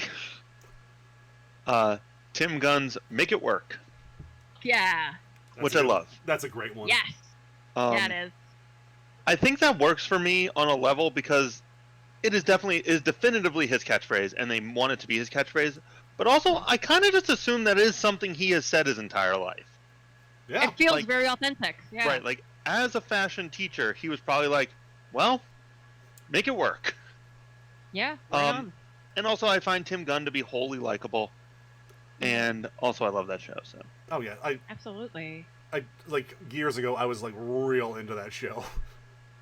Of course. The show's great. Yeah, it was fantastic. great. Yeah. Right. Then it got real shit. Yeah. There's apparently a new Amazon show. I think it's Amazon, which is once again Tim Gunn and Heidi Klum. Yeah. Where it's just Project Runway. So Right. I'd like to check that out because it seems to me like they recognize that the real show has gotten out of control and they need to like bring it back to its roots. Yeah. Is that the name of the show? Just Project Runway? That'd be real funny. We're just doing Project Runway again, but it's not nearly as dumb. Season 2. Yeah, I'd like to check that one out too. Yeah, I'll definitely watch that. But yeah, Make It Work Good call. it's classic, it's clean, it's just, man, that one hits. I like that. Yeah, it's a really good one for Yeah. sure. Right. And it's an intrinsic part of the sincerity. brand, for sure. Mm-hmm. Absolutely. Cool. I mean, that's it. There might not be much discussion on these ones. No, this is gonna be. No, you're right. Yeah, this is gonna be more of a quick one, which is fine. Thank God. We got a late start. You too, guys just never shut up. Yes, Faith. Come on. I know it. God, Chatterbox Yes, over Faith here. is your problem. All right, Faith, go ahead. You have 30 seconds on the clock. Go. All right, my number 5 is Norm. Oh yeah. Oh yeah, that's a good one.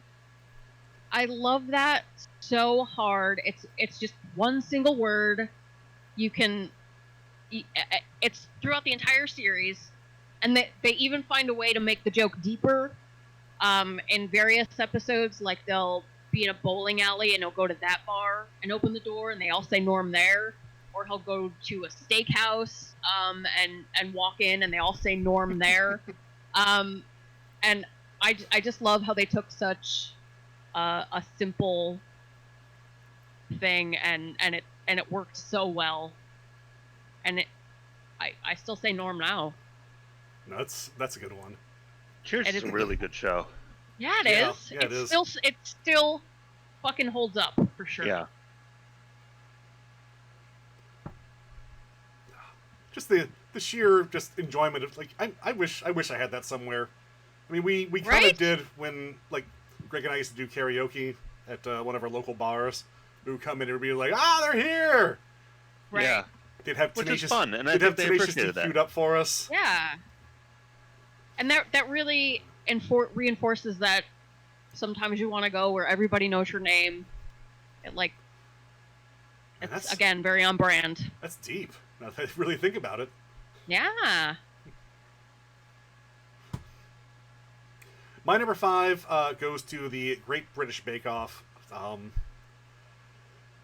yourself a bit of a soggy bottom there. I love that so much. Do I need to watch this show?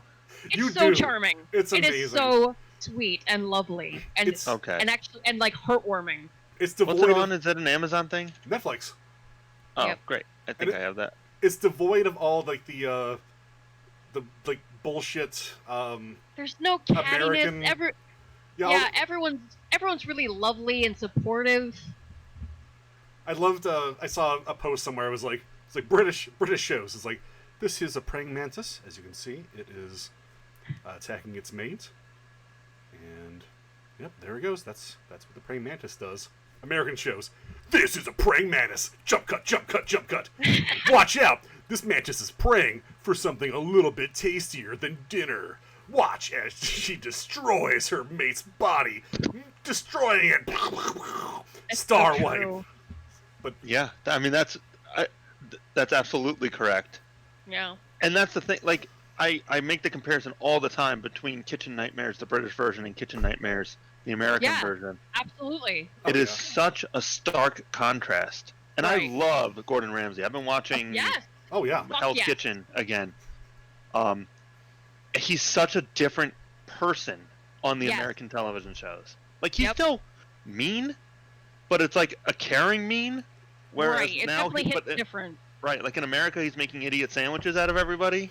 Right, exactly. I feel like he's Gordon, but cranked up to like a caricature level. Yeah. Right. It's WWE Gordon. Right. Like if they put me on television, I would be that. Like I'm an asshole, but like I'm lovable. Right. And I don't think anybody had this on their list, but like I love that his catchphrase in Hell's Kitchen is "fuck off." Yeah. Yes. Yes. Oh, let me ask you a weird question. I was watching Kitchen Nightmares. No, Hell's Kitchen on my television, and it was unedited.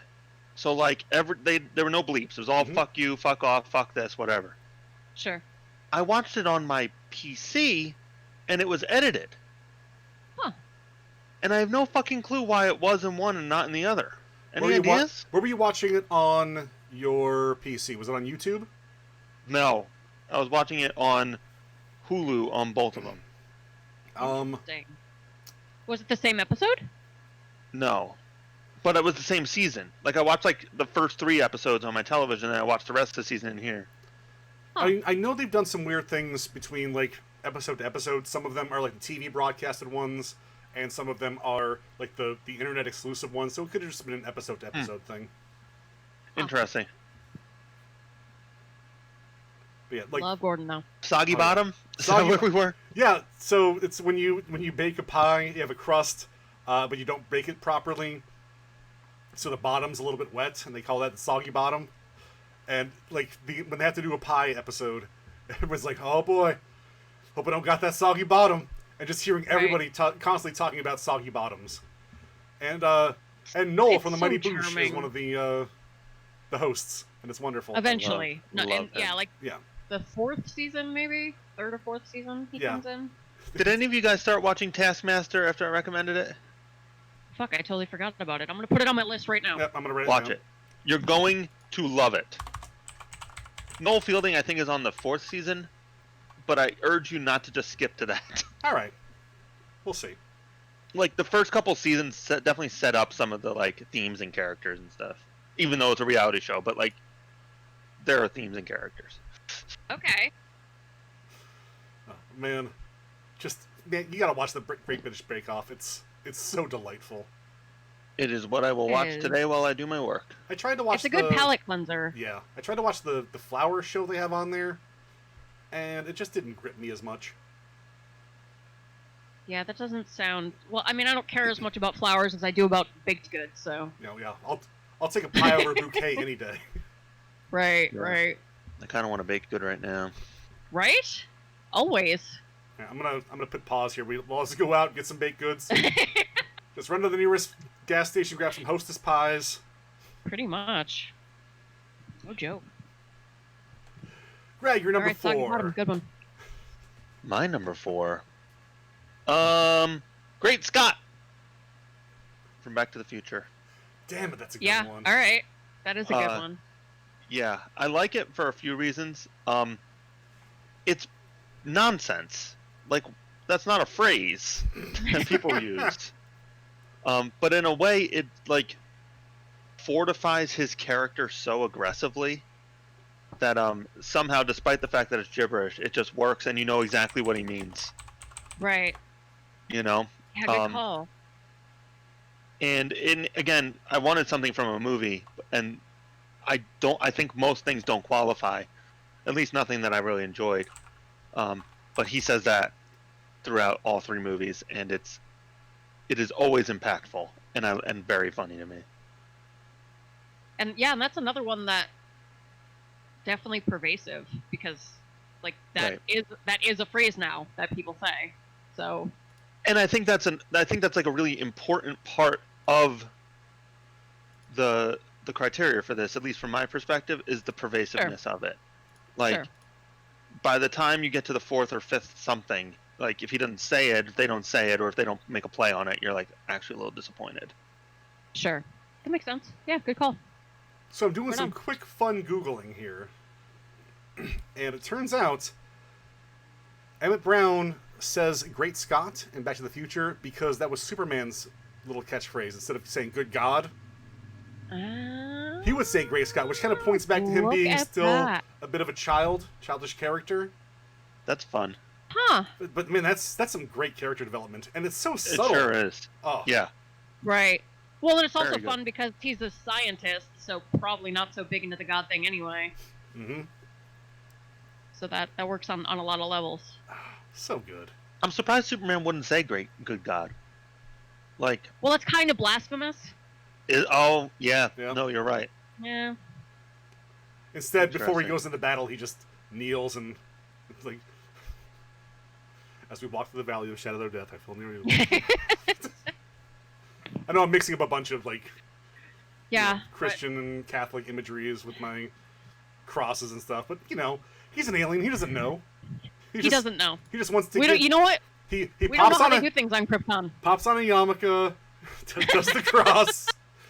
He's does trying the prayer. his best, right? He's just doing everything. He's just trying to blend in. He's hitting all the boxes, hitting on all sixes. Maybe Superman wouldn't believe in God. I mean, there's really no good reason for him to. Right. He basically is God. He is God. He is this version of God. And like, if he came from a planet that I assume if they had a God was a different God, so that in and of itself would disprove certain things. Right. Superman age. As we bow our heads, let's give thanks to Crypt God. He's. If you flash forward to like Kingdom Come, he's got the gray temples. I think he ages slower.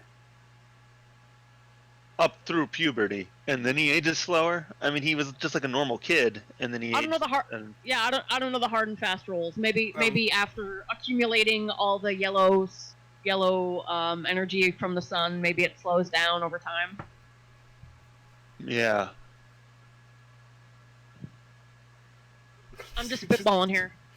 Gets shot, it bounces off. Oh, my back. Oh. Damn kids. Oh, jeez. All right. Here's a quick thing. Apparently, no.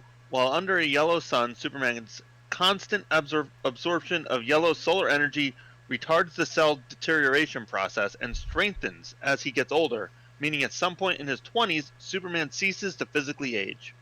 Interesting. Huh. I want to say that in Kingdom Come he goes out into space, gets old. Yeah, right. Maybe he chooses to go die. Yeah.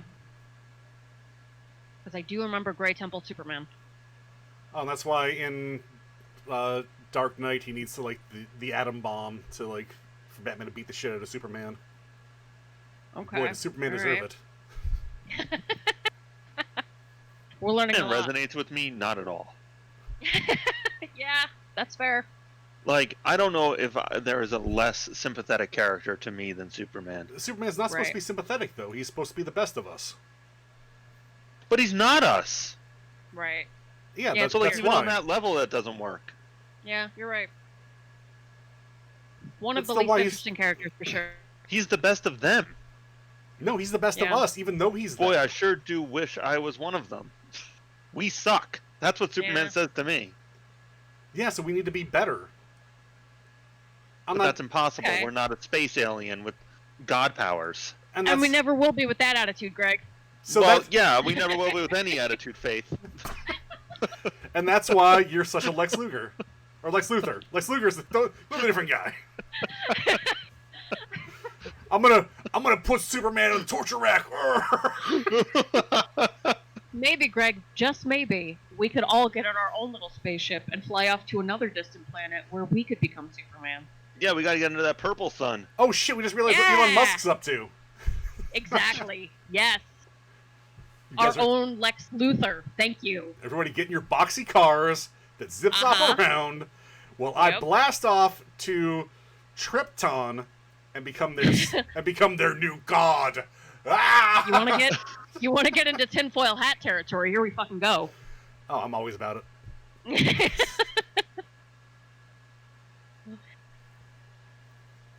That's a great pick, and I didn't even realize how many levels there were to it. Yeah, that's great. That's fantastic. Yeah, it's real good. If I do say so myself. Yeah. No, that's a good one. I'm real hyped about that one. Yeah. My number 4 is I've made a huge mistake. Fuck. Okay. That's my number 1. Oh. So I'm gonna readjust my list and we can talk about this now. Okay. I love this show, and I love Job most of all on this show. And I feel like if I had less self-awareness, I would be Job. And the fact that he has this revelation so regularly and it does nothing to influence his behavior in any way hits me so hard. I've never said that I made a huge mistake. Exactly. I say that constantly. And I've never admitted to making a mistake. I feel that on a visceral level. Oh. Yeah. Yeah. Because I do not learn lessons. So. I actually don't attribute that just to Job, because every character says it at some point throughout the course of it, right? Sure. He says it first. I associate it with Job most. He says it most often. Yeah. Yeah. I think him saying it like solidified it, made it like important for other people to say it too. Right. Yeah. For sure. Oh man. That's good pick, obviously. Yeah. I didn't mean to step on it. I'm sorry. No, whatever. I didn't. None of this matters too much. It don't matter. Greg's new one is "Where's the soup?" So I'm okay with that. I too wonder where's the soup, so I get it.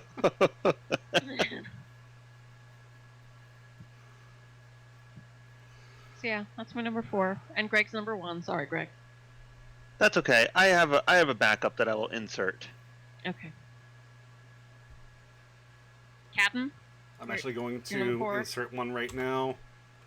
I've talked about this a few times, but hey, are we having fun yet? Oh yeah, that's meta. That's a catchphrase about a catchphrase. Yeah, it's so wonderful. We talked about before, Party Down, I think, is a show before its time. Okay. But man, the idea that the guy has a catchphrase and everybody is always demanding him to say it, and you see him die a little each time. He's like, hey, are we having fun yet? It's perfect. Yeah, because it's a reluctant catchphrase. It's a symbolism of his failure. Yeah. But like that's so funny to me. You have not seen Party Down, Faith? I have not. All right. Oh boy, so, I will send you some DVDs.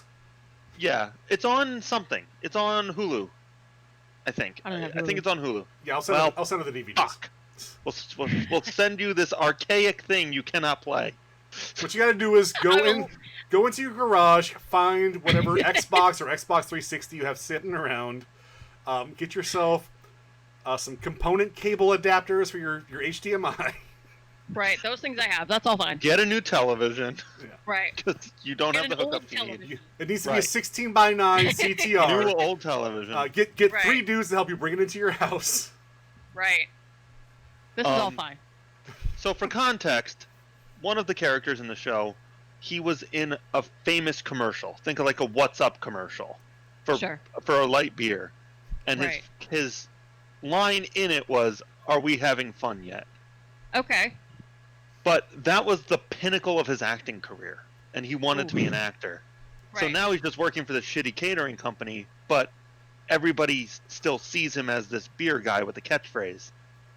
So everybody wants him to say his catchphrase all the time, but like he's depressed because he's no longer an actor. He wanted to be an actor. That was the best he could ever do. So this is the episode of The Simpsons where Bart does a walk-on on Krusty's show and says, "I didn't do it," and it catches on. Yes. Yeah, except it's 2 seasons of it. Okay. I mean, there's a lot more going on, and the cast is amazing. It's like Adam Scott is the "Hey, are we having fun yet?" guy. Okay. Martin Starr's in there talking about hard sci-fi versus soft sci-fi. Yes, I remember you listed this one as shows that were canceled too soon. It is a nearly perfect show. Right. I would venture if the only reason I don't think about it constantly is that it's so obscure that unless Ty or I bring it up to each other, you forget about it. But I legitimately think it's easily top 3 comedy of all time, maybe even number 1. And even you, Faith, who we look to for all of our hey, remember this joke? You're like just blank face, oh boy. Maybe I'm disappointed in myself, frankly. We've gone too far, Greg. I know. We've gone too far down the rabbit hole. But yes, between this MC Chris quotes and Mega 64 quotes, we are the most obscure quotable people in the world. Chimichanga for breakfast? Now fart my brains out.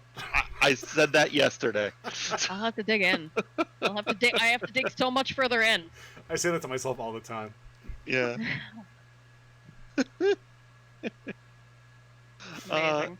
Good one, Ty. Are we back to me? Yes, Greg, back you're number 3. This is a point of contention amongst our friends from 15 years ago. Oh God, we're gonna start fighting again, aren't we? You and I aren't gonna fight. Neither of the people involved in the fight are currently here, so it's okay. Oh, I know what you're gonna say, and I'm so excited for it. This is from Star Trek: The Next Generation. Engage. I'm so intrigued as to how that caused some sort of tension. Greg, I'll let you tell the story. I'll be right back. I'll explain this. So we had 2 previous friends. I won't call them out on stream, but if you ever listen to our old podcast, you'll know who it is because it's not me or Ty. I know exactly who you're talking about. Yes. So one of our friends is a stickler for, I want to say facts, but I don't even know if this is necessarily exactly who you're talking about. Yeah. And our other friend is a bit of an instigator. Yep, okay, alright, this all tracks. So the instigator friend made the comment that Jean-Luc Picard at the end of every episode of Star Trek says, "Engage," and then the credits play. Okay. Now, does that happen every time? No. Sure. But our stickler friend insisted that from my understanding, that never happened. Oh. But even if it did, it wasn't every time. Okay. And the 2 of them argued about it for months. Wow. Until eventually, instigator friend went through every single episode of Next Generation and actually tallied how many times he said "engage" at the end of an episode. To which it was more than half. So it's that real-life episode of South Park where the 2 nerds are fighting over how many episodes there are of the original Star Trek, and they have to track down Gene Roddenberry's actual tally just to settle the argument. It's exactly that. That's fucking amazing. Yes. Here I was thinking it was such an egregious exaggeration when little did I know. It was amazing. Very funny. It was especially funny to Ty and I. Oh my God! Yeah. Because it just went on. It just went on for months. Like the 2 of them just bickering at each other, and like one of the 2 of them getting enraged. That is so deranged. Very funny. When the 3 of us would hang out, I made almost a career out of annoying Dan. That is amazing. Well, I guess Ty will call him out. I wasn't using names. Oh, I'm sorry. I knew immediately. I mean Bon. There you go. Nailed it. Classic Bon. That's amazing. Wow. Yeah, so very funny. But either way, he says it regardless, even in the middle of episodes. Sure, yeah. It's just like a class, like that and Make It So are just classic Picardisms. Right. So. No, you're absolutely right. Oh. That is a good one. That's a Never good one, and again, for a Never whole lot of says reasons. it.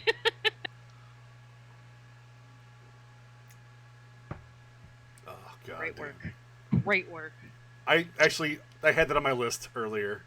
Oh yeah. Yeah. That's so funny. Oh, so fun. Love it. Love everything about it. Does he still say that in the new Picard show? Does he still?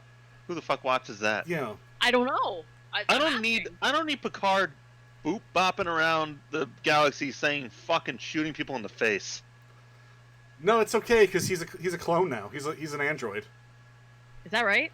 That's At how the they end. Yeah, at the right? end. I legitimately don't know anything about the new show. I was So just I curious. think at the end of original series, I think Picard has like a disease, like an incurable disease. I don't know Okay. if like Q gives it to him or something. Like I Okay. think there's some sort of shenanigans. So there's something involving Q, and I'm pretty sure he gets some sort of disease. Okay. Well, in the new season, it's like, well, how do you get around the fact that we said Picard was going to die? Because now he's an old man. So I think in the end they give him like a cyborg body like Data so that he can live forever, because that's obviously what Picard always wanted, to be some sort of space god. Not just like a career military man who was conducting a mission.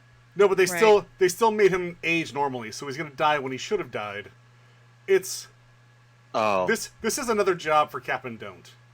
That's like 2 years. It's an old fucking man. Maybe don't. Right. Just let him die. Yeah. It's okay. He can die. It's all right. You had a great life, Picard. Yeah. Right. You don't need to run around like getting blown downstairs and not like blown downstairs, but exploded down the stairs. That's a totally different show. That was. If Picard's just getting blow gibbers, like it's like, what's up, space sluts? It's the That's Picard after hours. It's the on Cinemax. That episode of Extras. Where it's like, so I'm this character, right? But I have psychic powers. And I look at this pert young woman, and then I use my psychic powers, and all her clothes pop off, and I see everything.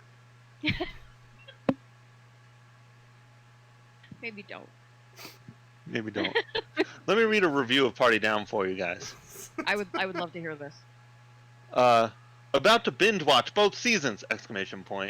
We'll be back for a review. 3 stars.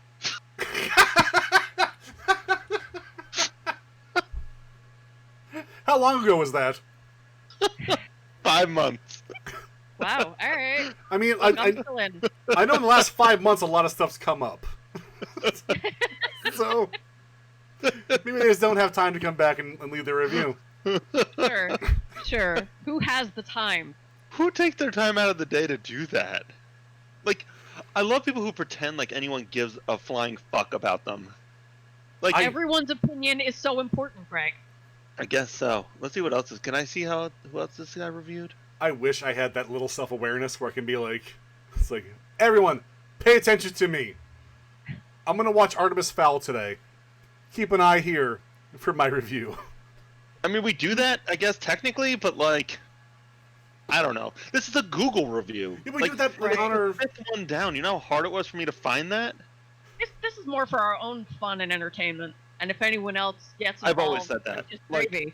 I would do this for nobody, and we essentially do. I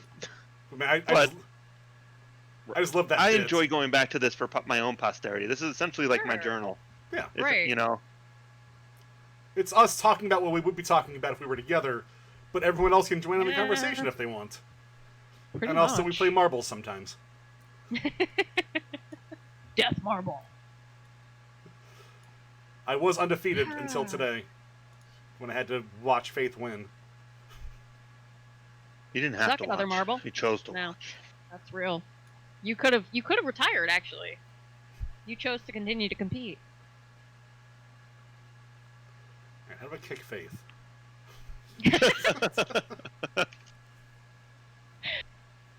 Faith, you're number 3. Okay, my number 3 is... Engage your number 3. For me to poop on! I fucking love Triumph. I don't care. Triumph is still funny to me.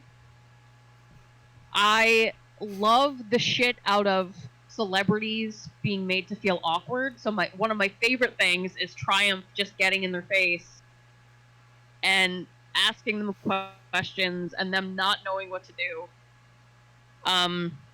It's still fucking funny. That was back during like peak Conan, when like every sketch was on fire. All the writing was tremendous. It's such a good bit, and it gets me every time. I love it so hard. I think that one's definitely a nostalgia one for me. I just think it's a great bit. Like it is a great bit. It's a great catchphrase when you know what's coming, but you're anticipating it. It's like, right. It's like, oh, he's gonna say it. He's gonna say it. Yay! Fucking dog puppet, and it's so ridiculous, but I love it so hard. Everything about it's goofy, and it works so tremendous. Well. Yeah, it's just done well. I mean, he was the Ricky Gervais of the Golden Globes before Ricky Gervais was at the Golden Globes. Right on. Making celebrities feel awkward is funny. Fuck them. Yeah, exactly. So, yep. That's my number 3. For me to poop on. For me to poop on! That's wonderful. So good. So good. Love it every time. Captain, you're number 3. My number 3... it's a bit of an odd one. I mean, this is not... Like, he didn't start this phrase, but he definitely owned this phrase. That's what she said. Iconic. Yeah. Is that another one? Am I just stealing yours, Greg? That was my new number 1. Oh, that's a great number 1. Yeah, but now my number 2, which is going to become my number 1, is going to be shit.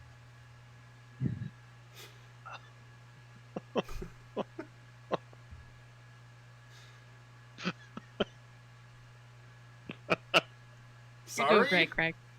I want you to know that. You're doing great. Alright, well, that's my number 2 now. Okay. Let's combine them then. We'll combine them. Yeah, fair enough. That's what she said. It's the most juvenile joke, but the way Steve Carell, Michael Scott, just owns it is... It fits the character so fucking well. Oh. Right. What I like so much about it is that he knows it's his catchphrase. Like, he gets upset when other people say it. Yeah, he's like, for sure. Nope, that's my joke. You know? Right, so, right. Yeah. Don't you dare. It's very, it's that sort of meta commentary on it is very funny to me. Right. Well, because in his mind, he is an entertainer. So, of course he would have a catchphrase. Right. Well, and that's what it is. The weird thing I think that a lot of people forget about The Office is it's a documentary of sorts. Right. So he's trying to be a character. So especially when someone starts saying his catchphrase, he's like, whoa, whoa, whoa, whoa, whoa. No. I know that's what she said, guy. All right? Right. That's me. This is my ticket to stardom. Right. And obviously The Office kind of loses a lot of its, up until, especially the last season when Pam's going to, like, make out with the boom mic guy. Yeah. Who I think goes on to make Trace Kama's Tequila. Think this is the same guy? Oh, all right. You know who he is? He's the face blindness guy from season 4 of Arrested Development. Oh my god, he is too. Yeah. Wow, that's weird. That guy has an undesirable face. But it's a lot more subtle of a joke than Ricky Gervais in The Office when they're doing here's what we do in this situation. Excuse me. There's been a grape up there. Right. It's like, God, I said you fucking have to damn it, get I their love attention. that scene. It's one of the best scenes in anything. Damn it, I love that. Yeah. But man, just fucking everything comes to an ass grinding halt. It's so fucking good.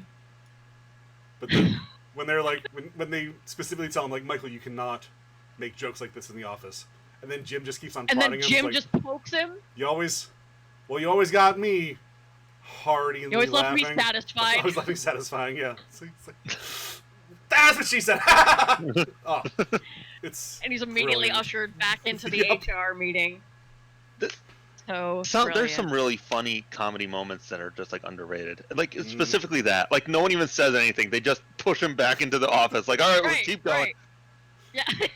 I still think the jump cut after Dwight cuts the face off of the CPR model, back to David Wallace, I think is Like- the funniest jump cut in the history of anything.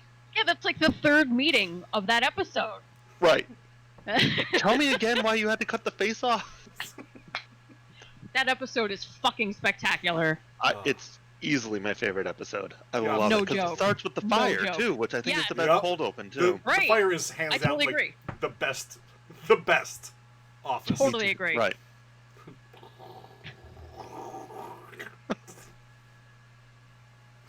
You gotta check the handle to make sure it's not hot. It's hot. Well, I guess we're all gonna die.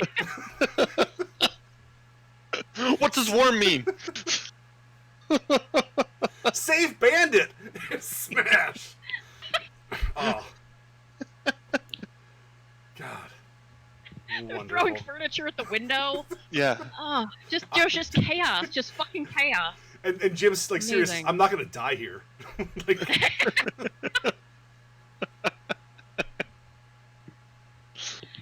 That is Oh, boy. such a brilliant, just brief amount of television. So good, Yeah. though. So fucking good. Great pick. And that's my new number 2. So right on to you, Faith. my other number 2 was you miss 100% of the shots you don't take. Oh yeah. Because he says Wayne that Gretzky, all Michael the Scott. time. Right. Fucking A. So great. Faith, number 2. My number two. There's a lot of catchphrases on The Simpsons. They even do a joke at one point about how everyone has one, and then Lisa concludes with they just bounce around to everyone's different catchphrase, and Lisa concludes with, "If anyone needs me, I'll be in my room." And Homer or Bart says something like, "What kind of catchphrase is that?" But I think my favorite catchphrase from The Simpsons is "Hi, everybody!" Hi, Dr. Nick.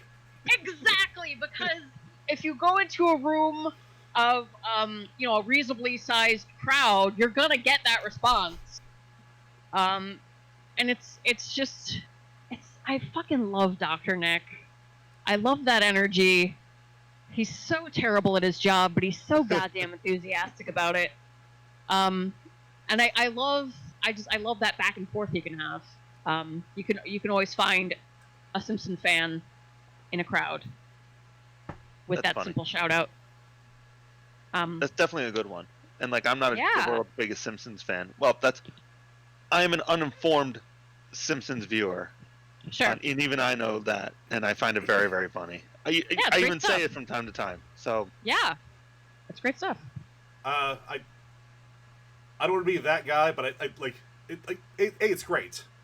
B, it's almost like the OG version of the Portal joke. It's like, this cake's so delicious and moist.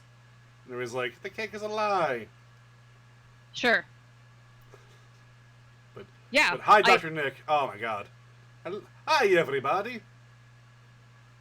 I really get a kick out of that kind of like back and forth energy, especially when you can find it randomly. And that one's just particularly easy. Like I remember when my brother worked in New York City, he was getting onto an elevator and one guy said to another guy, "Wish I had an elephant." And the other guy said, "You did. His name was Stampy. You loved him very much." And that's Oh man. that's the tremendous kind of energy you get with the Simpson fans. But I feel like that one's just real easy to fire out, and it's like shooting off a flare. If you're stranded, you can locate that Simpsons fan almost immediately, and I love that energy. that's very funny. Yeah. No, it's definitely great, man. And it's such a great it's fun to yell. It's fun to respond Yeah. Got great energy. Big fan. Ah. Big fan. My number 2 is not quite as joyous. Okay. How are we doing today? You have a seat right over there. That's fucked up. Like, oh man. That is iconic, though. Chris Hansen, have a seat right over there. Sure. Oh, it is in the cultural lexicon because of it. And right. Yeah, you're absolutely right. Man, I love watching pederasts get busted. Oh, that's very gratifying. Oh yeah. And the idea that, especially even to this day, you can just, like, if someone posts something suspect or anything like that on Twitter, you'd be like, have a seat over there. Right. Like, oh no. I fucked it. Uh-oh. Right. Or vicious backpedal. Mm-hmm. Yeah. Yeah, good one. Man, do I feel bad for Mike's Hard Lemonade. They got the worst rap. Yeah, I brought the Mike's Lemonade and the condoms. Have a seat over there. Oh, there's not any cookies, are there? Oh boy. Oh jeez. Yeah, good one. Oh man. That is dark, but that is a good one. It's dark, but I think it's appropriate. I mean, we need. Yeah. No, you're right. Absolutely. Oof magoof. Oof magoof my number 1. Come on. Stop being me, Ty.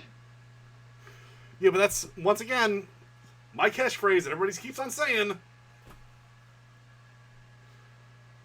Maybe don't. Yeah, I don't. Greg, you're number 1.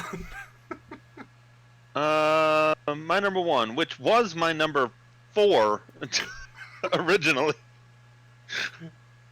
Okay, all right.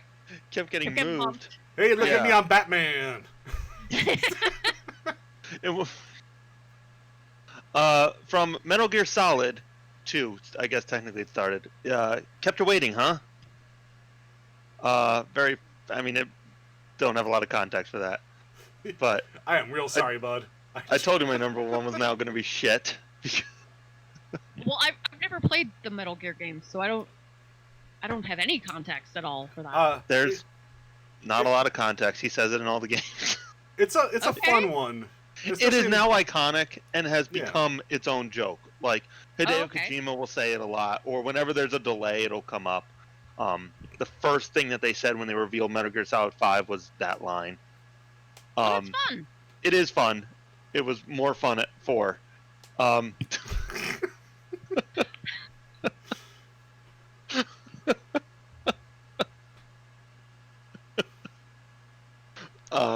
So anyway, there you go, my number 1.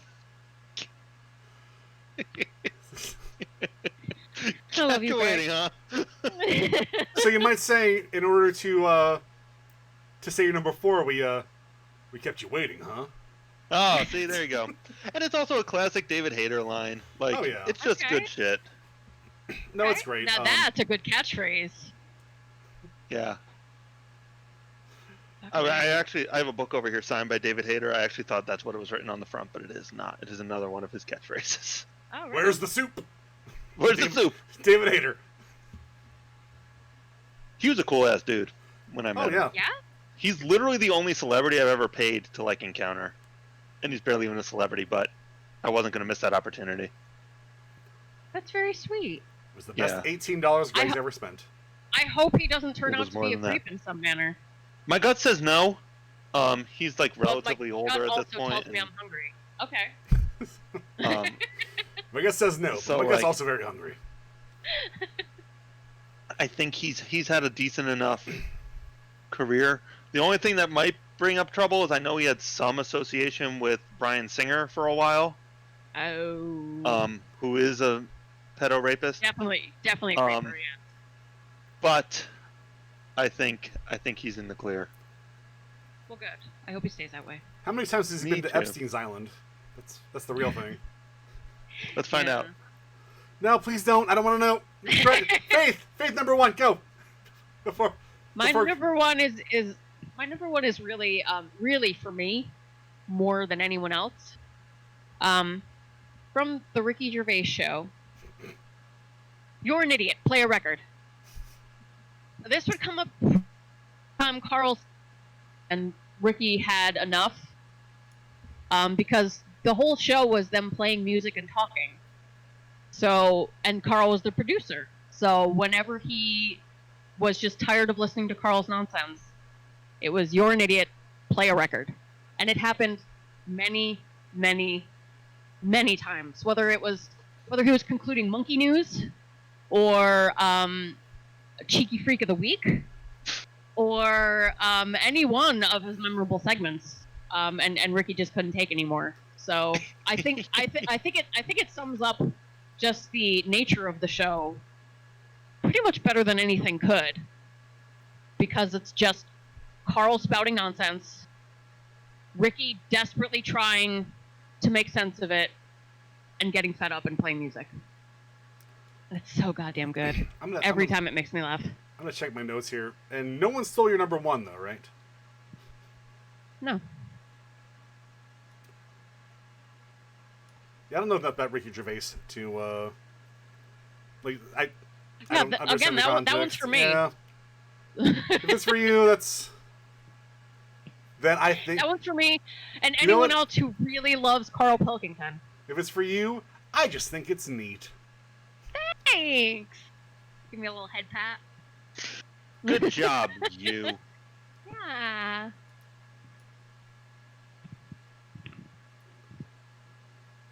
My number one,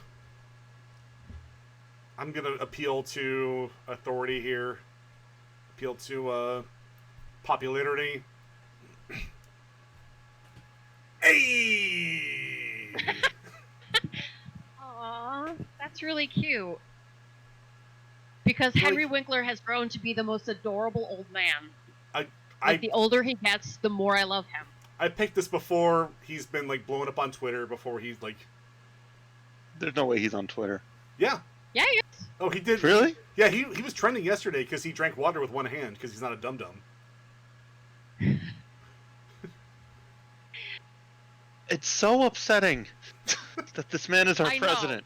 I'm know. very sorry. I don't I want to know. try to get political again, but yeah, I mean, like he's like, huh? Glug. But it's Henry Winkler because he's just like, adorable. hey. Man, I mean, for a show in the 70s about the 50s, to like him being in Arrested Development and so many other shows, like Henry Winkler is one of like the dopest dudes in the world. Yeah. And he's so wholesome and funny and great and just what a life, what a man, and what like all I can say is like smack the jukebox. Boom. Hey. Good call. Good pick. Yeah. And yeah, it's iconic. Like when I think catchphrases, I think a. Yeah. Right on. And it definitely it never diminished or got tarnished in any way because he just continues to just grow into an even more adorable old man. Thank you for not being a rapist, Henry Winkler. Right? Or problematic in any way that I've discovered yet. Of course, I probably just jinxed it, but... Yeah, right. I do have a top 5 to share. Oh, perfect. I have an honorable mention, too. I'm going to do the top 5 to share from my wife, Tara. Oh, okay. She did her own top 5. We talked about this last night. Her number 5 is Lucy, You Got Some Splaining to Do. Good one. Which, I mean, I love Lucy. Ricky Ricardo. That guy's great. Yeah. Number 4, Greg said Make It Work. Right. Oh, nice. Perfect. Number 3, from the IT crowd, Have you tried turning it off and on again? Right. Right on. Great advice. Number 2, which is actually one of my honorable mentions, Legend, wait for it, Dairy. Legendary. Sure. I've thought about putting that on my list, but like all the cute things I thought I liked in the first like 3 seasons of How I Met Your Mother became so annoyingly trite by the end of it that like I was left with such an awful taste in my mouth for all of that shit. Because like I thought about Suit Up too, which is something like that was really fun when the first couple seasons came out. And by the end, I'm like, if he says Suit Up one more time, I'm gonna vomit in my shirt. I think a lot of it just became overplayed. It was like the Friends of our time, so everyone was like, Suit Up, legendary. So it's like, oh my god. Right. And we, as the outsiders to pop culture, were like, stop ruining things we like.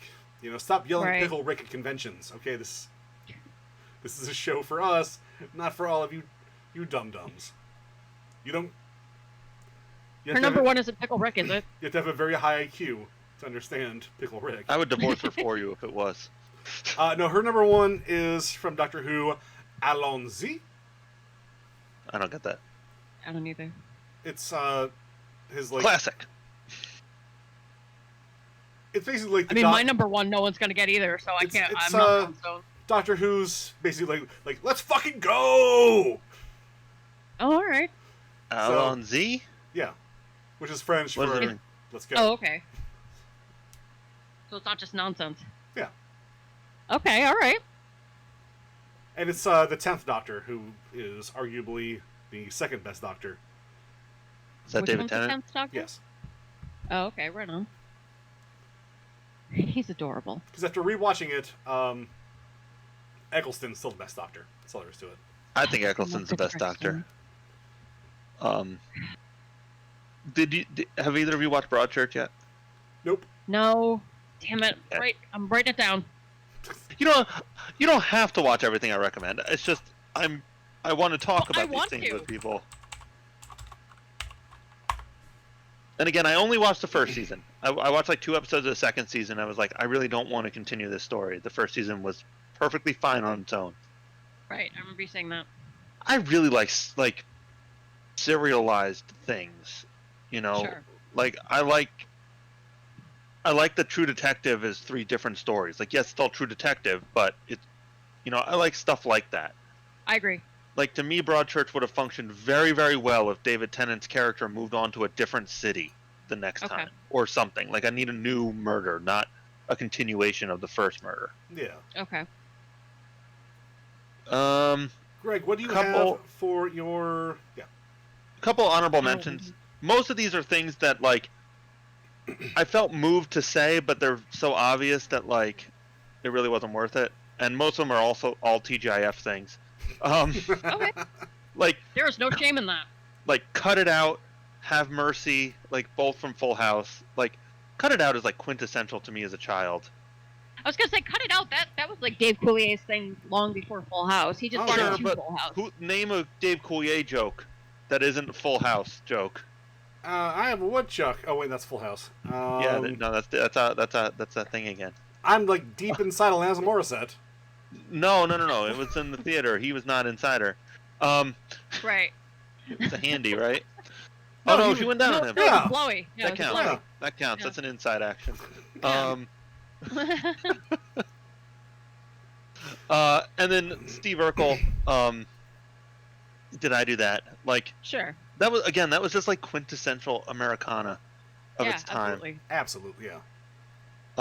And then Balky's "Don't Be Ridiculous" from Perfect Strangers. That's a great one. Yeah. Oh my god, that melts my heart. Perfect Strangers was my favorite show for decades. I still love Perfect Strangers. It's really great good. Show. I have the first 2 seasons on DVD. I don't know if there's any other way to watch it. I don't know. But it's still really, really good. And then go ahead.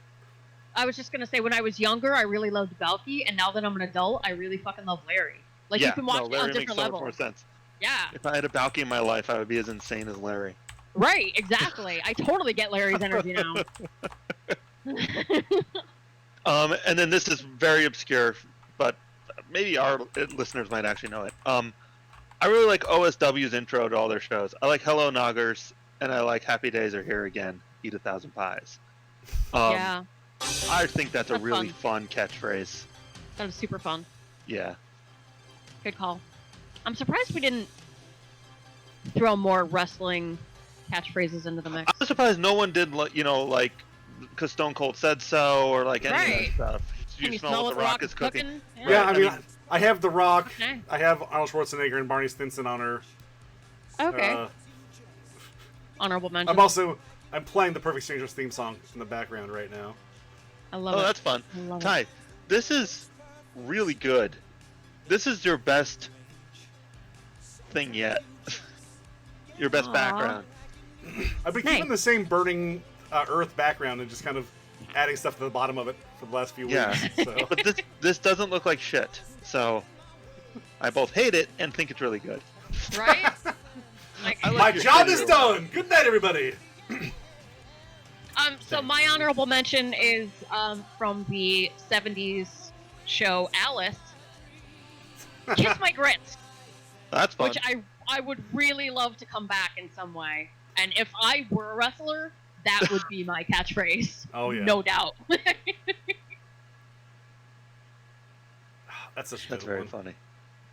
Yeah, I originally wanted to bring in Suit Up, but sure. man, I'm not a big fan of overplayed catchphrases, and Barney Stinson just became like the catchphrase machine. Right. Like the Bro Bible, the Brobel, stuff like that. It's like, RoboCops, I'd buy that for $1. Oh Okay. yeah. That's a lot of pretty fun. good one. That's very good. The catchphrase that I've been trying to get off the ground since I was in high school, Sweet Donkey. I'm still working on it. I still try it out, but never catch us on. And of course, Well, that's because it sucks. and of course the brand new one. I All put a the more bag. reason, Greg. I put a bag in that tea.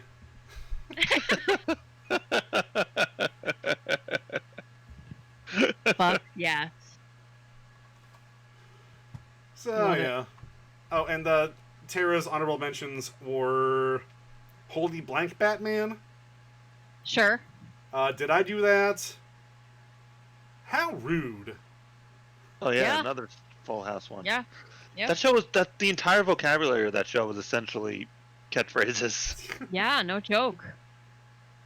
Full She- House is shit. Like, Family Matters totally holds up. Sure. Hanging with Mr. Cooper holds up. Okay. Perfect Strangers holds up. Fuck yeah. Fucking Full House is trash. I totally agree. It's pee bad. Yeah. Yeah.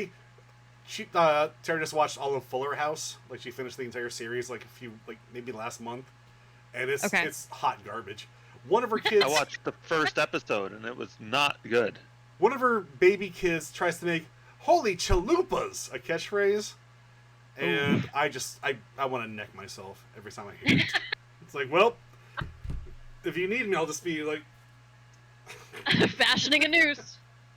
Don't worry about me. no, you know what? I have more to live for. I have more to live Good. for. Howdy chalupas. Nope. Kick. And her last one was from Clueless, As If. Which, Yeah, that was that's a big one. That's a Good one. call. Yeah. Yeah. Those were good, yeah. Right on. You know what? I mean, I hated a lot of them, show? but Yep. Sorry. I They think there did. was. I kind of Yeah. like that. I distinctly remember liking that. Paul Rudd hasn't aged a day. No. Fucking no, A, he man. is not. I don't He is know a sweet what. baby angel. I don't know what. That's what happens when you don't live a problematic life. Oh, so That's that explains fucking- Mel Gibson. He's the blueprint, right? He looks like a devil man, but not in a fun he way. looks like an old shoe now. That's why. Greg, I understand that we were losing you for our Dream Team Stream Team in the next few weeks. That's really sad. Tuesdays I'm still good to go. Oh, good. Fridays I can't do. Fridays I can't do. Oh, great. All right, I'm Great. sorry. Yeah. I thought you were going to be out for it. So great, never mind. Forget I said anything. Yay! You guys have any closing thoughts as we Don't. Just don't. Yeah. I mean, that's been my entire. That's my new catchphrase. Hey, maybe don't. Yeah. No We're joke. not famous, so like we don't have to worry about most of the shit. But at the same time, like, just fucking don't send a dick Right. pic. Full Somebody's- stop. Unless the words immediately before your dick pic are from the other person that says, "Please send me a dick pic." Do not do it. And you know for a certainty that person is Right. not in fact underage. Right. And Yeah. it might even help to clarify. Be like, "Are you sure? I'm Right. about to send you a picture of my genitals." I will send you a picture of my Right. dick. Send me a picture of ID right now. Right. Right. Yeah. And a little post-it note that says, "Please" next to it. I need verification that, hey, this is you. Could you please just hold it up to your face with Sign it. Yeah. Notarize it. Go today's to a newspaper. notary. Right. Get it notarized. But man, just don't. Yeah. For sure. Do Te- not. tell him, Donnie. Don't do what Donnie don't does.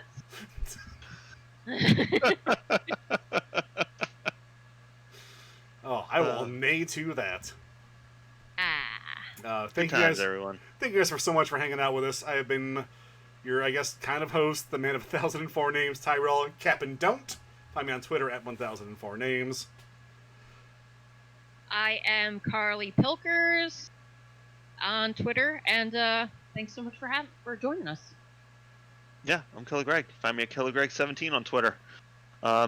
You can interact with me if you want, I guess. Yeah. Don't send anybody dick pics. Don't send me a dick pic, and I won't send you a dick pic. If you do send That's me a a dick good pic, policy, Greg. I will find the oldest, ugliest dick on the internet and send it back to Right. you. It definitely won't be mine. Oh no. If you send me a dick pic, it's going all over the fucking internet. Oh, Yeah, she's gonna be send prepared. she's gonna send it to both of us, and we're gonna like laugh, and then Yeah, we're gonna have a good laugh at your wiener. and then we're just dissect gonna that wiener. going to invade your inbox with Yeah. dicks. No joke. I got nothing but time. I'll Google dicks all day. I'll make new accounts. It's not a threat, that's a promise. Yeah. Also, if you like what we do, we do have Streamlabs, we do have Patreon, patreon.com/WCWTF podcast. We're looking to do more WCWTF stuff very soon. Faith and I usually hang out and play games Thursdays. Yeah. I start out playing something solo, and then she shows up, and then we attempt to play something together, and then her internet cuts out, and then I just play 5 Nights at Freddy's waiting for her. It's a real weird situation we have going on there. It adds to the suspense. But yeah, until then, thanks for hanging out. We will catch you guys on the flip-flop time pants. Sweet donkey, you guys are great. Catchphrase. Where's the soup? What would my catchphrase be? No, thank you. I think "Kiss My Grits" actually works really well for you. That's true. Yeah. No joke. All right, we're leaving. Goodbye, everyone. Thank you. Bye, guys. Fuck Rob Manfred. There we go. Yeah. Here's a catchphrase, Yeah. Greg. Say that one. Yeah, fuck Rob Manfred. There we go. Later.